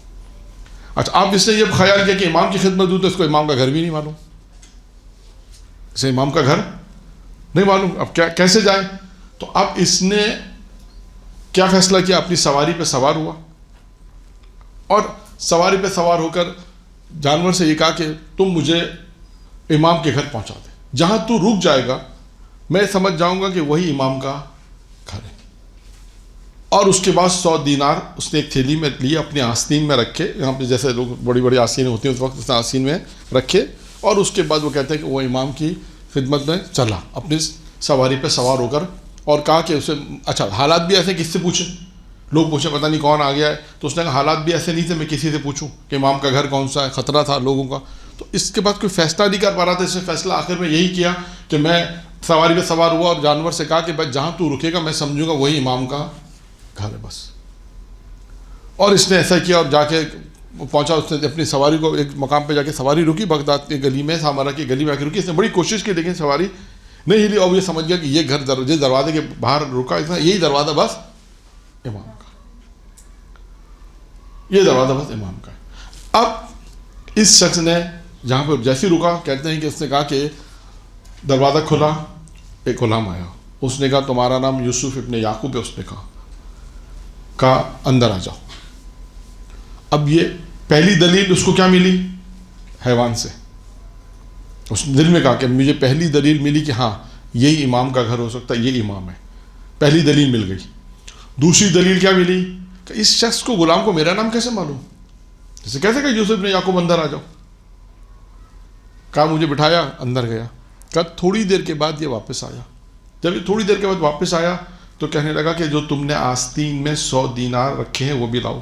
امام نے مانا۔ پھر یہ کہنے لگا کہ تیسری دلیل مل گئی مجھے، اس کو کیسے معلوم کہ آستین میں میرے پاس 100 دینار ہے؟ اس سے کیسے معلوم؟ کہ یقیناً جس کے پاس جا رہے وہ امام ہے، یقیناً وہ امام ہے۔ پھر اس کے بعد وہ شخص بیان کرتا ہے کہ میں جب امام کی خدمت میں، جب مجھے لے جائے گا امام کی خدمت میں پہنچا تو امام نے مجھے دیکھا اور اس کے بعد ایک جملہ کہا کہ اب تمہارا کیا خیال ہے؟ یعنی امام سب جانتے ہیں نا کہ کس طرح یہ سواری کے ذریعے پہنچا ہے، میرے غلام کے ذریعے، پھر میرا پیغام اس تک پہنچا، اب تمہارا کیا خیال ہے؟ اس نے کہا کہ ہاں اب میرے پاس کوئی عذر نہیں ہے، میرے الفاظ ہے کوئی عذر نہیں ہے کہ میں آپ کو امام نہیں مانوں۔ تمام دلائل جو ہیں وہ اس بات کے اوپر ہیں کہ آپ امام برحق ہیں۔ پھر امام نے کہا کہ ہم یہ جانتے ہیں، دیکھیں امام نے کہا کہ لوگ یہ کہتے ہیں، اب سنیے گا جملہ امام کا، کہ لوگ یہ کہتے ہیں کہ تجھ جیسے لوگ کیونکہ وہ مسلمان نہیں ہے نا. کہا تجھ جیسے لوگ اگر ہم سے محبت کرتے ہیں تو انہیں کوئی فائدہ نہیں پہنچے گا. یہ جو لوگ گمان کرتے ہیں یہ جھوٹا گمان ہے. کہ جو لوگ یہ کہتے ہیں کہ تجھ جیسے لوگ اگر ہم سے محبت کرتے ہیں تو تجھے کوئی فائدہ نہیں پہنچے گا، کہ ایسا نہیں ہے. یعنی امام کیا کہنا چاہتے ہیں کہ اگر تو ہم پر ایمان نہیں لایا، ہمیں امام نہیں مانتا، لیکن اگر تیرے دل میں ہمارے لیے کوئی بھی جگہ ہے، محبت ہے، تو اس کا بھی ہم اجر و ثواب تجھے دیں گے، یا کوئی نہ کوئی فائدہ تجھے ضرور پہنچے گا. پھر امام نے اس سے کہا، سنیے گا جملہ، امام نے کیا کہا کہ تو مسلمان نہیں ہوگا، لیکن تیرا ایک بیٹا جو ہے وہ مسلمان ہوگا اور ہمارا حقیقی شیعہ ہوگا. یہ امام علیہ السلام نے اس سے کہا. پھر وہ کہتا ہے کہ وہ شخص اپنے شہر واپس آ گیا. آنے کے بعد پھر یہ جو راوی ہے، جو پہلا راوی جس کا میں نے نام لیا ہیبت اللہ ابن ابی منصور موصلی، یہ بیان کرتا ہے کہ یہ سارا واقعہ جب اس نے آ کے ہمیں، میرے والد کو سارا واقعہ بیان کیا کہ اس طرح سارا واقعہ ہوا. پھر کہتا ہے کہ جب میں اس کے گھر گیا یوسف بن یعقوب کے گھر گیا تو اس کی وفات کے بعد، تو اس کے بیٹے نے کہا کہ تم نے بالکل صحیح کہا کہ میرا باپ نصرانیت پہ مرا ہے. یعنی اتنے معجزات دیکھنے کے بعد بھی، واقعہ دیکھنے کے بعد بھی مسلمان نہیں ہوا، کہ میرا باپ نصرانیت پہ مرا ہے. اور اس کے بعد پھر اس نے ایک جملہ کہا کہ وہ ہوں جس کے لیے امام نے بشارت دی. اور وہ کہتا ہے کہ یہ مسلمان نہیں ہے، بلکہ وہ کہتا ہے، راوی بیان کرتا ہے کہ وہ حقیقی شیعہ بن کے رہا. اور اس کو اس بات کی خوشی تھی کہ امام نے میرے متعلق ایک بشارت دی تھی. اب دیکھیں توسل کے دو واقعات ہیں. اب ان دو واقعات میں دیکھیں کتنا اچھا. اب یہاں پہ وہی ہے، اگر آپ لوگ اس کو مجلس میں پڑھیں گے تو کیسے پڑھیں گے یہ بہتر سمجھتے ہیں. اس کو مجلس میں پڑھنے کی بھی بہت سے طریقے کار ہیں. اس واقعے کو آپ کس طرح مجلس میں پڑھ سکتے ہیں. جیسے موضوع آیا تھا ابھی کہ کس طرح آپ اس کو آپ یاد بھی کہہ سکتے کہ آپ کو توسل امام پہ پڑھنا. تو آپ توسل امام پہ جب قرآن کی ایک آیت لیں گے، آیت لینے کے بعد اب ان دو واقعات کو، دیگر توسل کے ایک دو واقعات اور پڑھیں دوسرے اماموں کے، اس کو جب امام نقی پہ پڑھنا ہے تو یہ دو واقعات توسل پہ آپ پڑھیں کہ دیکھیں متوکل کی ماں نے کیسے منت مانی، اللہ نے اسے شفا دی، اس نے منت کو پورا کیا. اسی طرح اس شخص نے بھی منت مانی کہ بھائی میرا یہ کام ہو گیا، لیکن اس سے پہلے وہ امام کی خدمت میں آیا. ہاں اب یہاں پر یہ ساری چیزیں دیکھنے کے بعد پھر امام نے اس سے کہا، دیکھیں واقعہ یہ تو نقل کیا. پھر جب امام نے اس سے کہا، یہ واقعہ یہاں پہ ختم نہیں ہوا. پھر امام نے اس سے کیا کہا کہ امام نے اس سے کہا کہ جو لوگ یہ کہتے ہیں کہ تم جیسے لوگ اگر ہم سے محبت کریں گے تو انہیں کوئی فائدہ نہیں پہنچے. امام نے کہا ایسا نہیں ہے. پھر امام نے کہا کہ انشاءاللہ جیسا تو چاہتا ہے متوکل کے پاس جا، اور جیسا تو چاہتا ایسا ہی ہوگا، یعنی تجھے کوئی نقصان نہیں پہنچے گا. یہ دیکھا. اچھا پھر اس واقعے میں علم امام پھر آ گیا یہاں پر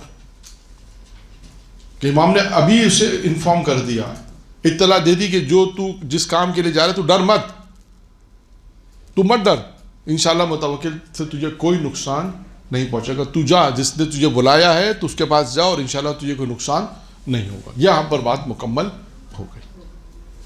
اب آپ دیکھیں اس واقعے میں دو واقعے میں نے آپ کے سامنے بیان کیا توسل کے اندر، یہ دو باتیں. اب آئیے تیسری چیز کیا ہے؟ تیسری چیز میں ہم بیان کرتے ہیں کہ نصیحت امام اور اقوال امام. نصیحت امام میں بہت ہی مختصر میں بیان کروں گا، ایک ہی واقعہ ہے. اور اقوال امام میں کچھ چیزیں ہیں جو اقوال امام کے حوالے سے ہیں. ابو ہاشم جعفری کا بیان ہے. وہ یہ کہتا ہے کہ ایک مرتبہ میں بہت زیادہ تنگ دست ہو گیا، فقر کے حالات تھے، مشکل حالات تھے. تو میں امام کی خدمت میں گیا، اور امام سے جب میں نے اجازت طلب کی اور امام نے مجھے اجازت دی تو میں امام کی خدمت میں پہنچا. جب میرے حالات بہت برے تھے، اس وقت حالات ایسے تھے کہ مشکل حالات تھے، تو میں امام کی خدمت میں گیا اور امام سے میری ملاقات ہوئی. اب دیکھیں امام نے کیا کہا. یہاں پر بھی آپ کو علم امام ملے گا. آپ دیکھیں واقعات میں جگہ جگہ پر آپ کو علم امام نظر آئے گا. امام علیہ السلام نے کیا کہا؟ ابی ہاشم، خدا نے تمہیں جو نعمتیں عطا کی ہیں تم کس کس کا شکریہ ادا کر سکتے ہو؟ وہ آیا کس لیے تھا؟ کیا پریشان تھا، تنگ دست تھا، حالات اچھے نہیں تھے. وہ امام کی خدمت میں آیا تھا، اور آنے کے بعد جیسے ہی بیٹھا امام نے فوراً کیا کہا؟ امام نے کہا ابو ہاشم، خدا نے تمہیں جو نعمتیں عطا کی ہیں تم کس کس کا شکریہ ادا کر سکتے ہو؟ کہتا ہے میں خاموش ہو گیا اور سمجھ میں نہیں آ رہا تھا کہ کیا جواب دوں. امام نے فرمایا. پھر اب امام نے فرمایا. اب دیکھیں تین چیزیں امام نے فرمائی ہیں اس میں، اور تینوں چیزوں کے فائدے بھی امام نے بیان کیے. نمبر ایک، امام نے فرمایا خدا نے تم کو ایمان عطا کیا ہے، تو اللہ نے تم کو کیا پہلی چیز کیا عطا کی؟ ایمان عطا کیا، جس سے تمہارے بدن کو آتش، یعنی جس سے تمہارا بدن آتش جہنم سے آزاد رہے گا، یعنی محفوظ رہے گا۔ یعنی ایمان کا پہلا فائدہ کیا بتایا امام علی نقی نے؟ جہنم سے آزادی، جہنم کی آنکھ سے محفوظ رہنا۔ نمبر 1 امام نے فرمایا خدا نے تم کو ایمان عطا کیا ہے جو تم کو جہنم کی آنکھ سے بچائے گا۔ 2 خدا نے تمہیں صحت دی تاکہ تم اس کی اطاعت کر سکو۔ دیکھیے یہ صحت بہت اہم چیز ہے، اگر انسان اس کی قدر کرے یہ بہت اہم ہے۔ یہاں پر امام علی بن ابی طالب علیہ الصلوۃ والسلام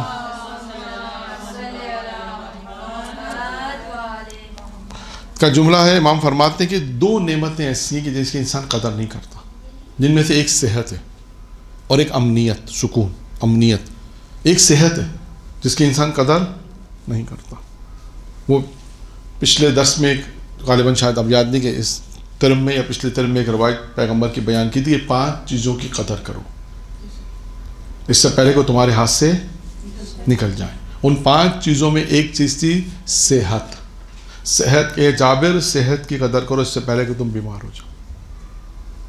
یہاں پر بھی دیکھیں امام فرماتے ہیں اللہ نے تمہیں صحت دی تاکہ تم اس کی اطاعت کر سکو۔ یعنی یہ اللہ نے انسان کو صحت کس لیے دی ہے؟ اس کی اطاعت کریں، کہ اطاعت کریں۔ اب خدا نخواستہ ایسا نہ ہو کہ اللہ نے صحت تو بہت اچھی دی ہے لیکن اگر تمام واجبات کر سکتے ہیں ادا نہ کریں۔ بہت سارے واجبات ہیں اس کی ادائیگی انسان نہ کرے۔ صحت اچھی ہے، آج اچھی صحت ہے تو انسان ان واجبات کو ادا کر لے، ورنہ بہرحال بعض لوگ جانتے ہیں کہ جو زمانے میں اللہ نے صحت دے رکھی تھی اور واجبات ادا نہیں کی تو آج ان کے لیے کتنا مشکل ہے ان واجبات کو ادا کرنا۔ تیسری چیز جو امام نے فرمائی خدا نے تم کو قناعت عطا کیا، خدا نے تم کو قناعت جیسی چیز کو عطا کیا تاکہ اپنی عزت اور آبرو کی حفاظت کر سکو۔ دیکھیں یہاں پر 3 چیزیں امام علیہ السلام نے بیان کی اور تینوں کا ساتھ ساتھ فلسفہ بھی کہہ لیں وہ بھی بیان کر دیا کہ اللہ نے اگر تمہیں ایمان دیا ہے تو اس کا کیا فائدہ ہے، اللہ نے تمہیں صحت دی تو کس لیے دی ہے، اللہ نے تمہیں قناعت عطا کی تو اس کا کیا فائدہ ہے۔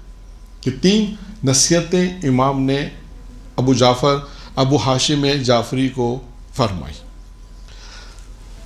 اس کے بعد امام علیہ السلام کے اقوال شروع ہوتے ہیں۔ امام علیہ السلام کا ایک قول، امام فرماتے ہیں کہ دنیا میں شخصیت کی پہچان کن چیزوں سے ہوتی ہے؟ دیکھیے قول کی میں تھوڑی سی تشریح اپنے الفاظ میں بیان کر رہا ہوں۔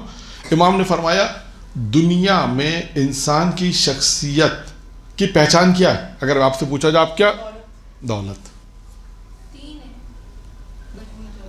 مثلا ہاں مثلا وہی ہے، صحیح ہے۔ اس میں امام نے جو ایک چیز بیان کی ہے اس میں یہ ساری چیزیں خود بھی دیکھیں، دولت ہوگی تو شہرت بھی آ جائے گی، دولت ہوگی تو تقریباً بہت سی اور بھی چیزیں دولت کے ذمہ آ جاتی ہیں۔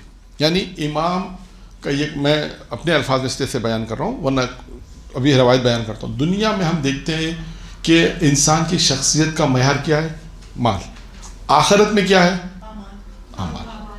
بس امام یہی فرماتے ہیں، امام نے یہ فرمایا، امام نے فرمایا دنیا میں انسان کی شخصیت جو پہچانی جاتی ہے وہ دولت سے، اور شخصیت ہے تو دولت سے، اور آخرت میں انسان کے اعمال، نیک کردار، نیک عمل کی وجہ سے انسان پہچانا جائے گا۔ بس یہ ایک امام کا قول ہے کہ دنیا میں پہچان کا معیار کیا ہے اور آخرت میں پہچان کا معیار کیا ہے، یہ ایک قول ہو گیا۔ پھر امام نے سامنے ارشاد فرمایا جو شخص اللہ کی اطاعت کرتا ہے وہ مخلوق کی ناراضگی کی پرواہ نہیں کرتا۔ نہیں آنسر یہ ایک دوسرا قول ہے، دوسرا، پہلا قول تو ہو گیا نا، آنسر والا کوئی ہے نہیں نا، آپ کو سوال تو اس میں ہے۔ امام علیہ السلام نے پہلے قول کے اندر معیارات بیان کیے۔ دنیا میں معیار شخصیت کا کیا ہے؟ مال۔ آخرت میں انسان کیسے پہچانا جائے گا؟ کردار، عمل، نیک عمل سے۔ بات ختم، مکمل ہوگی۔ نمبر 2 دوسرا قول کیا ہے؟ امام فرماتے ہیں جو شخص اللہ کی اطاعت کرتا ہے وہ مخلوق کی ناراضگی کی پرواہ نہیں کرتا۔ یہ وہی گفتگو آ جائے گی جو پچھلے ہفتے ہم نے کی۔ بس یہ دیکھیں کہ جو اللہ کی اطاعت کرے گا، یہاں پر میں جناب ابراہیم کا وہ بھی نقطہ بیان کرتا چلوں کہ بعض روایت میں ہے کہ جناب ابراہیم کو ابراہیم کیوں کہتے تھے؟ کہتے تھے ایک علت یہ بھی بیان کی کہ جناب ابراہیم ہمیشہ اللہ کی اطاعت کو مقدم کرتے تھے۔ ہمیشہ اللہ کی اطاعت کو مقدم کرتے تھے کہ جو اللہ کی اطاعت، یعنی ابراہیم کو ابراہیم کہنے کی ایک وجہ یہ بھی بیان کی، ایک وجہ تو بہت مشہور ہے، وہ کون سی وجہ ہے؟ سر وہ یہ خدا کے سوا کسی سے نہیں مانگتے تھے، خدا کے سوا کسی سے۔ ایک اور وجہ ہے مہمان نوازی، یہ مشہور ہے کہ ابراہیم کو ابراہیم کیوں کہتے ہیں کہ وہ بغیر مہمان کے کھانا نہیں کھاتے تھے۔ اور ایک وجہ یہ لکھی ہے کہ جناب ابراہیم کو ابراہیم اس لیے کہتے ہیں کہ وہ اللہ کی اطاعت کو ہر صورت ترجیح دیتے تھے، مقدم کرتے تھے ہر جگہ ہر مقام پر۔ یہاں پہ بھی دیکھیں کہ امام نے فرمایا جو اللہ کی اطاعت کرتا ہے وہ مخلوق کی ناراضگی کی پرواہ نہیں کرتا، کہا مخلوق ہو جائے ناراض۔ اب آپ دیکھیں یہ خود ایک ایسا جملہ امام نقی علیہ السلام کا جملہ ہے کہ جو اپنے معاشرے میں آپ اگر اس کو عمل کریں گی تو آپ کو سامنے خود بخود آ جائے گا، خود بخود آئے گا۔ ورنہ اس کا اپوزٹ کیا ہوگا کہ اب ہم گناہ بھی اگر اللہ کی نافرمانی کریں گے تو لوگ بھی ڈر سے کرتے ہیں کہ لوگ یہ کہیں گے کہ آپ نے ایسا نہیں کیا، لوگ کہیں گے آپ نے ایسا نہیں کیا، لوگ کہیں گے ایسا نہیں کرنا چاہیے تھا، تو ہم لوگوں کے خوف کی وجہ سے جو اللہ کی نافرمانی کرتے ہیں۔ اور امام نے اس کے برعکس جملہ کہا کہ جو اللہ کی نافرمانی، جو اللہ کی اطاعت کرتا ہے وہ مخلوق کی ناراضگی کی پرواہ نہیں کرتا۔ وہ کہتے ہیں لوگ ناراض ہو جائیں لیکن اللہ میرا ناراض نہیں ہونا چاہیے۔ پھر اس کے بعد امام فرماتے ہیں دنیا ایک ایسا بازار ہے کہ جہاں بعض لوگ فائدہ اٹھاتے ہیں، یعنی آخرت کے لیے۔ دنیا ایک ایسا بازار ہے، امام فرماتے ہیں یہاں دو طرح کے لوگ ہوتے ہیں۔ ایسا بازار ہے جس میں دو طرح کے لوگ ہیں۔ نمبر ایک وہ لوگ ہیں جو آخرت کے لیے فائدہ اٹھا لیتے ہیں، جو دنیا میں رہ کر آخرت بناتے ہیں، کچھ لوگ ایسے ہیں۔ اور امام فرماتے ہیں کچھ لوگ ایسے ہیں جو دنیا میں رہ کے نقصان اٹھاتے ہیں، یعنی وہ آخرت کو تباہ برباد کر دیتے ہیں، یعنی دنیا کے ہی رہ جاتے ہیں، دنیا ہی کے رہ جاتے ہیں، تو وہ اس آخرت سے فائدہ نہیں اٹھاتے تھے۔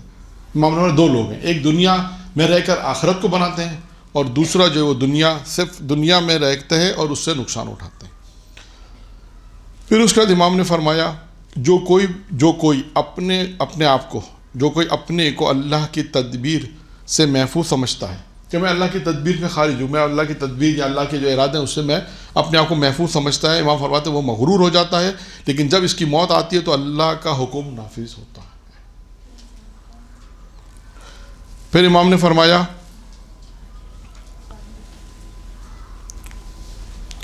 جو اللہ کی دلیلوں سے سبق لیتا ہے، جو اللہ کی دلیلوں سے سبق لیتا ہے اس کے لیے دنیا کے مصائب ہلکے ہو جاتے ہیں، خواہ وہ کثیر ہو یا شدید ہی کیوں نہ ہو۔ اللہ کی دلیلوں سے سبق لیتا ہے، یعنی اس کو اللہ کی دلیلوں سے جو سبق لیتا ہے، اللہ اگر کوئی سبب بیان کرتا ہے، کوئی دلائل دیتا ہے، اللہ سے مراد ہے کہ اس کے معصوم کی طرف سے کوئی دلائل آتے ہیں، اللہ کی طرف سے کوئی دلائل آتے ہیں، کوئی چیزیں آتی ہیں، تو اس سے سبق لے لیتا ہے، اس سے سبق لیتا ہے ہاں یہ خدا کی طرف سے ایک پیغام ہے۔ دلائل جو اللہ کی دلیلوں سے سبق لیتا ہے اس کے لیے دنیا کے مصائب کہتے ہیں ہلکی ہو جاتے ہیں، پھر وہ مصائب چاہے کم ہو یا زیادہ اس سے فرق نہیں پڑتا۔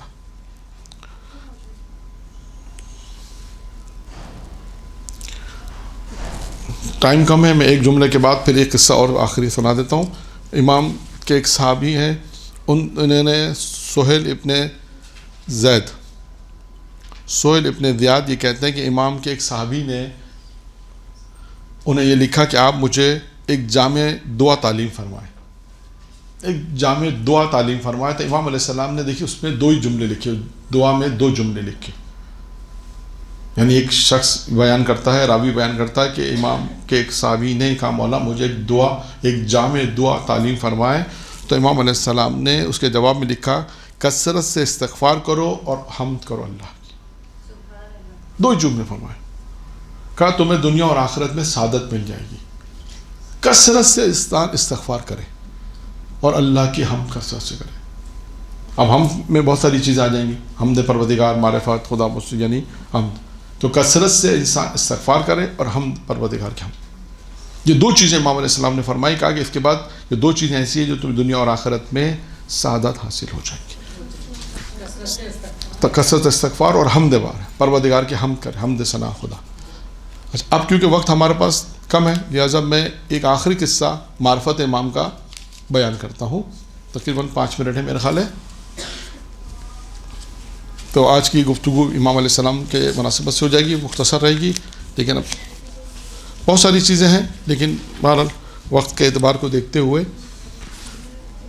کہ ہم نے آپ کے سامنے دعا کے اعتبار سے نصیحت امام کے اعتبار سے ایک قول نقل کیا، اس میں بھی 3 باتیں تھیں، کچھ اقوال امام کے نقل کیے کہ جو انسانی زندگی میں آپ کو کام آنے والے ہیں، پھر توسل کے اعتبار سے گفتگو کی، ہدایت امام کے اعتبار سے گفتگو کی، اور اب ہے معرفت امام۔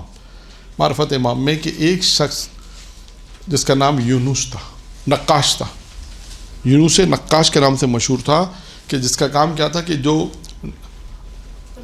نگینوں پہ جو لکھا جاتا ہے، اس کا یہ کام تھا کہ نگینوں پر جو خاص طریقے سے لکھا جاتا ہے، جیسے کوئی کلمہ لکھا جاتا ہے، کوئی لا الہ الا اللہ لکھتا ہے، کوئی محمد رسول اللہ لکھا جاتا ہے، یا علی مدد وغیرہ، جو اس کا کام ہی یہی تھا۔ یہ شخص ایک مرتبہ امام علی نگر السلام کی خدمت میں آتا ہے، اور امام کا ہمسایہ تھا، پڑوسی تھا امام کا۔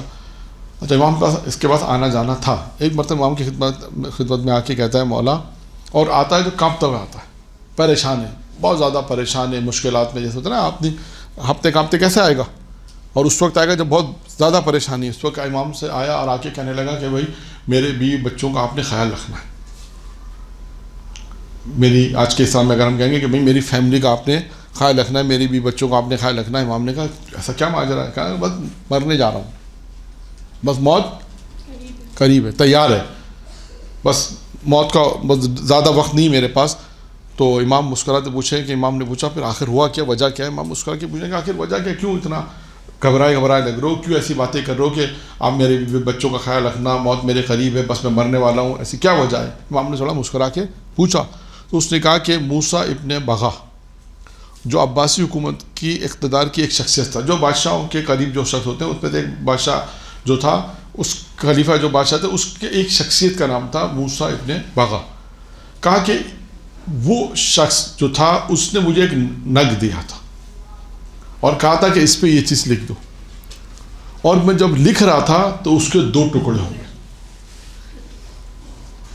اب دیکھیں یہاں پہ بھی اطمینان قلب ہے امام علیہ السلام، یہاں بھی دیکھیں امام علیہ السلام نے کیسے اسے تحمل دیا ہے، یہ بھی اچھا۔ اب یہاں پہ معرفت میں نے واقعہ کیوں پڑھا، آپ کے یہاں پہ معرفت کا ہے، معرفت یہاں پہ کہ امام کی خدمت میں آ رہا ہے، اتنا جانتا ہے کہ یہ امام کے آ رہا ہے، اور آنے کے بعد اپنی مشکل کو بیان کر رہا ہے کہ بھائی میں تو مرنے لگا ہوں، ایسا کہ بہت میری تیار ہے، بس کیونکہ بادشاہ کے ایسا ہی ہوتا ہے، بادشاہ کے دربار میں یہی ہوتا ہے کہ بادشاہ کا کوئی نقصان کر دے، یا ان کے درباری میں کسی جو بادشاہ کے قریب اقتدار میں سے کوئی ایسا نقصان کر دے تو اس کو معلوم ہے کہ سوائے مارنے کے علاوہ کوئی دوسرا کام نہیں کریں گے، بہت تیار ہے گویا۔ تو اس نے آ کے امام کی خدمت میں آ کے سارا ماجرا بیان کہ امام نے پوچھا، کہا اس نے ایک نگ دیا تھا جس پہ لکھ رہا تھا، تو اس کے 2 ٹکڑے ہو گئے 2 ٹکڑے ہو گئے۔ اب یقیناً بہت تیار ہے، وہ آئے گا، اس کا آدمی آئے گا اور کہے گا کہ بھائی بادشاہ نے بلایا ہے، اور اس کے بعد کو مار دے گا۔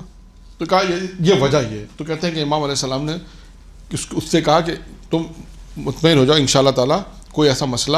امام نے کہا گھر جاؤ، انشاءاللہ اللہ سب خیر کرے گا۔ دیکھیں یہ جملہ اطمینان کا، یہاں پہ بھی پھر وہی بات آئے گی، علم امام۔ دیکھیں ہر واقعے کے اندر آپ کو پیغام ملے گا۔ امام علیہ السلام نے کیا کہا، اطمینان سے کیا کہا، گھر جاؤ، گھر جاؤ، اللہ سب خیر کرے گا، کچھ نہیں ہوگا، اللہ خیر کرے گا، کچھ نہیں ہوگا۔ یہ پریشان ہے، بعض کتابوں میں تو بہت اچھے مطلب اس کو لکھا گیا، یا ہم کو پڑھ سکتے ہیں کہ بھائی یہ اتنے اطمینان سے کہہ رہے ہیں ادھر ہماری موت آ رہی ہے، ادھر اتنے ہم پریشان ہیں، اور کہہ رہے ہیں کہ گھر جاؤ، کچھ نہیں ہوگا۔ لیکن پھر بھی بہرحال امام کی خدمت میں آیا تھا، امام سے پریشان، امام نے کہا جاؤ، کچھ نہیں ہوگا، اللہ خیر کرے گا انشاءاللہ۔ کہتا ہے یہ گھر آ گیا، آنے کے بعد پھر اس کے پاس بادشاہ کا وہ جو شخصیت تھی، موسیٰ ابن شخص آیا، بندہ آیا، اور اس نے کہا کہ بھائی تمہیں بلایا، اس نے موسیٰ ابن بغا نے بلایا۔ پھر یہ امام کے پاس آیا، امام کے بعد پھر دوڑتا ہوا آیا اور آ کے کہنے لگا مولا اس نے بلوایا ہے، اب کیا کروں؟ امام نے کہا جاؤ انشاءاللہ کچھ نہیں ہوگا، جاؤ اللہ خیر کرے گا۔ پھر امام نے وہی کہا جو پہلے کہا کہ جاؤ انشاءاللہ اللہ، اس نے کہا کہ جاؤ، بہتر ہے انشاءاللہ تعالیٰ، پریشان نہ ہو، وہ تمہیں اچھی خبر سنائے گا۔ لیکن یہاں پہ پھر امام نے ایک بات اور کہی، جاؤ پریشان نہ ہو، وہ تمہیں اچھی۔ پھر امام نے ایک بات یہاں پہ کہی، یہ آدمی پریشان ہے، آپ سوچیے پریشان ہے، لیکن امام کہنے جاؤ انشاءاللہ کوئی مشکل نہیں ہے، اچھے خبر۔ اب دیکھیے کیا ہوا، اب جب یہ پہنچا، وہاں پہنچنے کے بعد اس نے کہا کہ موسیٰ ابن بغا نے کہا کہ ہاں بھائی ماجرا سارا یہ ہے کہ میری 2 بیٹیاں ہیں، میری 2 بیٹیاں ہیں، اور دونوں میں جھگڑا ہو گیا کہ وہ نگ کون لے گا، تم ایسا کرو اس کے 2 ٹکڑے کر دو، تم اس کے 2 ٹکڑے کر دو، تاکہ میں دونوں کو ایک ہی دے دوں، تاکہ ماجرا سارا جھگڑا جو ہے وہ ختم ہو جائے، ماجرا ختم ہو جائے. اس نے کہا کہ اچھا ٹھیک ہے. اس نے کہا کہ بھائی تم مجھے فرصت دو، میں سوچوں گا یہ کام ہوگا کیسے. ہاں اس نے کہا مجھے فرصت دو، میں انشاءاللہ مجھے فرصت دو تو میں کرتا ہوں پھر کچھ انشاءاللہ اس کا انتظام. پھر یہ آیا امام کی خدمت میں اور خوش تھا. امام تو دیکھیں امام میں پہلے خبر دے چکے انشاءاللہ کچھ نہیں تمہیں اچھے خبر سنائے گا، جاؤ. امام کی خدمت میں آیا اور اطمینان کا سانس لے. امام نے کہا ہاں اب ماجرا بتاؤ کیا ہوا. پھر اس نے سارا ماجرا بیان کیا. امام نے کہا کہ سارا ماجرا جب امام نے سن لیا، امام نے کہا اچھا جب تم سے اس نے یہ کہا کہ تم اس کے 2 ٹکڑے کرو تو تم نے کیا جواب دیا یہ بتاؤ، تم نے کیا جواب دیا. اس نے کہا مولا میں نے اسے کہا فرصت دو مجھے، یہ سوچنا پڑے گا کام ہوگا کیسے. یعنی کہتے ہیں امام مسکرائے. امام نے کہا اچھا جواب دو، تم نے اچھا جواب دیا. اس کے بعد امام مسکرائے. دیکھیے یہ اعتقاد امام کے خدمت، یہ ہمسائے امام تھا. امام کے آنا جانا، اس کے کہتے ہیں امام کے پاس اس کا آنا جانا تھا اور معرفت امام تھی. اس کو امام کے ساتھ آ رہا تھا. بالآخر مشکل میں آیا نا. اب آپ کہتے ہیں کہ اس میں ہو سکتا ہے کوئی یہ کہے کہ مولانا معرفت کم تھی، شاید ہو سکتا ہے کم ہو. بہت سے ایسے لوگ بھی تھے کہ جس کو امام نے کہتے کچھ نہیں ہوگا، وہ اطمینان سے جاتا خوش تھا. لیکن یہ بالآخر تھوڑا بہت تھا، تھوڑا سا اس کی پریشانی اظہار جو لکھا ہے کہ تھوڑی سی پریشانی اس کے اظہار میں تھی کہ بھائی موت ہے سامنے. لیکن معرفت تھی، امام کے بعد آنا جانا تھا. بہت سے ایسے لوگ ہو سکتے ہیں کہ ان کی معرفت بہت زیادہ ہوتی ہے، ہو سکتا ہے بہت سی معرفت کم بھی ہو سکتا ہے. تو خیر یہ واقعہ دیکھیں یہ بھی ہے کہ امام کی معرفت کے حوالے سے کہ ہم دعا یہ کریں پروردگار سے کہ ہمیں زیادہ سے زیادہ معرفت ہے امام علیہ السلام نصیب فرمائے، تمام ائمہ کی معرفت حاصل ہو تاکہ ہم ان کی سیرت کے مطابق اپنی زندگی کو عمل کر سکیں. درود پڑھیں محمد و آل محمد.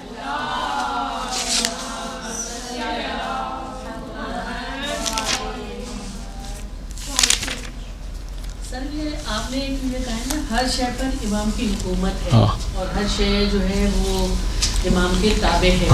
تو اس کا تھوڑا سا کچھ، اس کا تھوڑا سا یہ واقعہ یہ ہے، اس میں بھی ایک واقعہ ہے کہ وہ اس طرح سے ہے کہ جب امام دربار میں آتے تھے نا تو بادشاہ کا جو غلام تھے جو ہوتے تھے وہ امام کے لیے خاص پردے ہٹا دیتے تھے. یہ طریقہ کار تھا، پردے ہٹاتے تھے پھر امام داخل ہوتے تھے، یہ طریقہ کار تھا. تو ایک جو بہت زیادہ خوشامد کرنے والا تھا متوکل کیا، اس نے کہا کہ ایسا کیوں کرتے ہو بھائی؟ ہر شخص جب اپنے پردے ہٹاتا ہے تو امام بھی اپنے پردے ہٹائے. جب ہر شخص اپنے پردے ہٹاتا ہے تو امام کے لیے کیوں پردے ہٹاتے ہو خاص؟ اس نے کہا یہ بات تمہاری صحیح ہے، یہ بات تو تمہاری صحیح ہے، ایسا ہی کرنا پڑے گا. کہتے ہیں جب امام دربار میں آئے، جیسے ہی کہتے ہیں پردے کے قریب پہنچے، اللہ کی طرف سے ہوا کا ایسا جھونکا آیا کہ پردے خود ہی ہٹ گئے اور امام. پھر اس کے بعد جب دربار میں گئے مکمل ہو گئی، پھر جب واپس آئے تو بھی یہی ماجرا تھا. جیسے امام پردے کے قریب آئے، ہوا کا جھونکا آیا، امام پردے ہٹے اور امام چلے گئے. اب بادشاہ نے اپنے غلام سے کیا کہا کہ جب امام آئے تو تم لوگ پردے ہٹا دیا کرو. کیوں؟ نہیں کیوں؟ تاکہ سب اس بات پہ یقین کر لیں. اس بات تم ہٹا دو گے تو لوگوں کو یہ ایسا، لوگوں کو ذہن میں یہ ظاہر ہو کہ ایسا نہ ہو کہ ہوا بھی ان کی تابع دار ہے. یہ یعنی اس نے کہا یہ معجزہ ہے. یعنی یہ میں نے وقت نہیں تھا اس لیے بیان نہیں کیا، ورنہ بہت ساری چیزیں ایسی ہیں.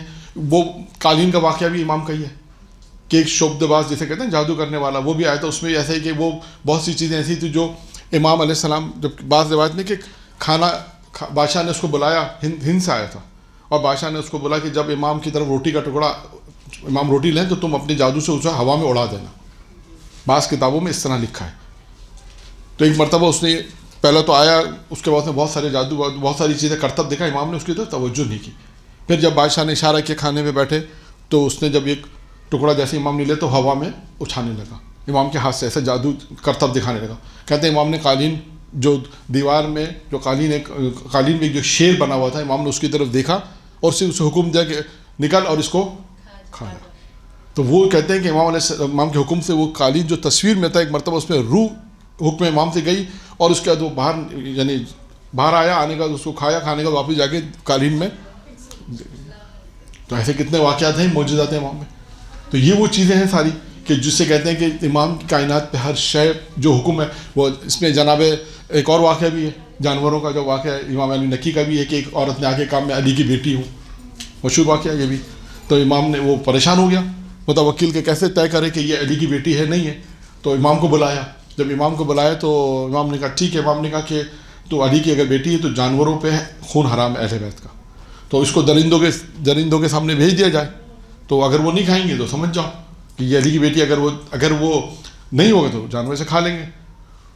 اب اس نے سوچا کہ میں تو پھنس گئی جھوٹ بول کر, پھنس گئی. اس نے کہا کیا کریں, تو اس نے کہا کہ اس نے کہا اچھا آپ اگر علی کی اولاد ہیں سچ کہتے ہیں تو آپ پہلے جائیے اپنے آپ کو بچانے کے لیے. آپ پہلے امام علیہ السلام کے تمام درندے کہتے ہیں کہ جو بڑے بڑے خطرناک جانور سب امام کے جو ایک قدموں میں آ گئے. جب اس نے یہ منظر دیکھا اس نے بات کہا کہ ہاں میں علی کی بیٹی میں نے جو زینب کذاب جسے کہتے ہیں, غالباً شاید وہی واقعہ ہے یا شاید نہیں ہوگا لیکن ہاں میں نے کہا نا زینب, یہی واقعہ تاریخ میں لکھا ہے زینب کذاب کے نام سے, وہ یہی ہے. تو اب یہ اب دیکھا آپ نے اس میں ان 2-3 واقعات جو بہت جلدی ہم نے بیان کر دیا آپ کے لیے کہ اس تمام چیزوں میں آپ دیکھیں حیوانات ہو, پرندے ہو, یا آپ اپنا یہ ہوا ہو, جتنی بھی چیزیں ہیں وہ چیز جو ہے وہ اطاعت امام گزار ہے, معرفت امام رکھتے ہیں, ساری چیزیں یہ سب چیزیں ہیں. اچھا سر, جس طرح ایک واقعہ ہے ہمارے پاس 2-3 ائمہ کے حوالے سے یہی چیز ملتی ہے, تو اس کے حوالے سے کیا کریں گے؟ کچھ واقعات ایسے ہیں جو مختلف کتابوں میں انہی اماموں سے منسوب ہیں, تو اس سے ہاں نہیں تو ایک واقعہ 2 دفعہ پیش نہیں آ سکتا. بالکل آ سکتا ہے. پھر سوال کیا ہے؟ سوال یہ ہے کہ ہم پڑھ دیں اکثر جیسے ہم سے پوچھا جاتا ہے کہ فلاں کے حوالے سے بتا دیجیے کہ آپ نے کیوں پڑھ دیا. نہیں کیوں نہیں پڑھا, وہ آپ کے پاس حوالہ ہوگا تو مشکل نہیں ہے. اب جیسے میں نے آپ کو کتاب کا حوالہ بتایا, میں پڑھ رہا ہوں معجزات آل محمد, فارسی میں کتاب ایک مدینۃ الماجز فارسی میں نام ہے, اردو میں اس کتاب کا نام ہے معجزات آل محمد, جلد نمبر 4. اور اس کے آپ امام علی نقی علیہ السلام کے حالات میں جائیں, تمام چیزیں بیشتر آپ کو اس میں مل جائیں جو میں نے پڑھی ہیں. باقی ایک دو اور دوسری کتاب میں اس میں نہیں ہے, باقی دوسری فارسی کی کتاب ہے 14 معصومین کی کتاب ہے, اس میں جو سورہ حمد کا جو واقعہ وہ اس میں نہیں ہے, جو 7 حروف والا واقعہ وہ اس میں نہیں تھا, وہ کسی اور کتاب سے پڑھا.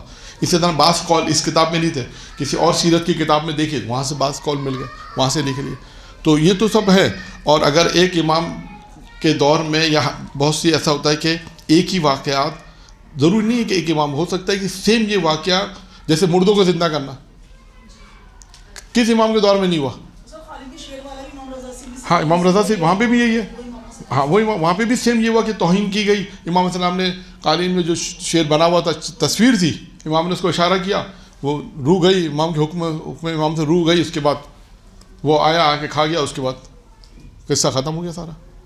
تو اب یہ ایک بات. اسی طرح اور مثال میں آپ کو دوں, مریضوں کو شفا دینا یہ بھی تکراری ہے, مردوں کو زندہ کرنا یہ بھی تکراری. اچھا علم سے ہدایت ہونا ہر امام کے حالات میں ملے گا. کچھ چیزیں اگر آپ اس کو اگر اسٹڈی کریں گی تو بہت ساری چیزیں آپ کو مشترک ملیں گی. یہ جو میں 2-3 چیزیں آپ کو بتائیں, علم ہے, معجزہ ہے, کردار امام ہے, اخلاق امام ہے.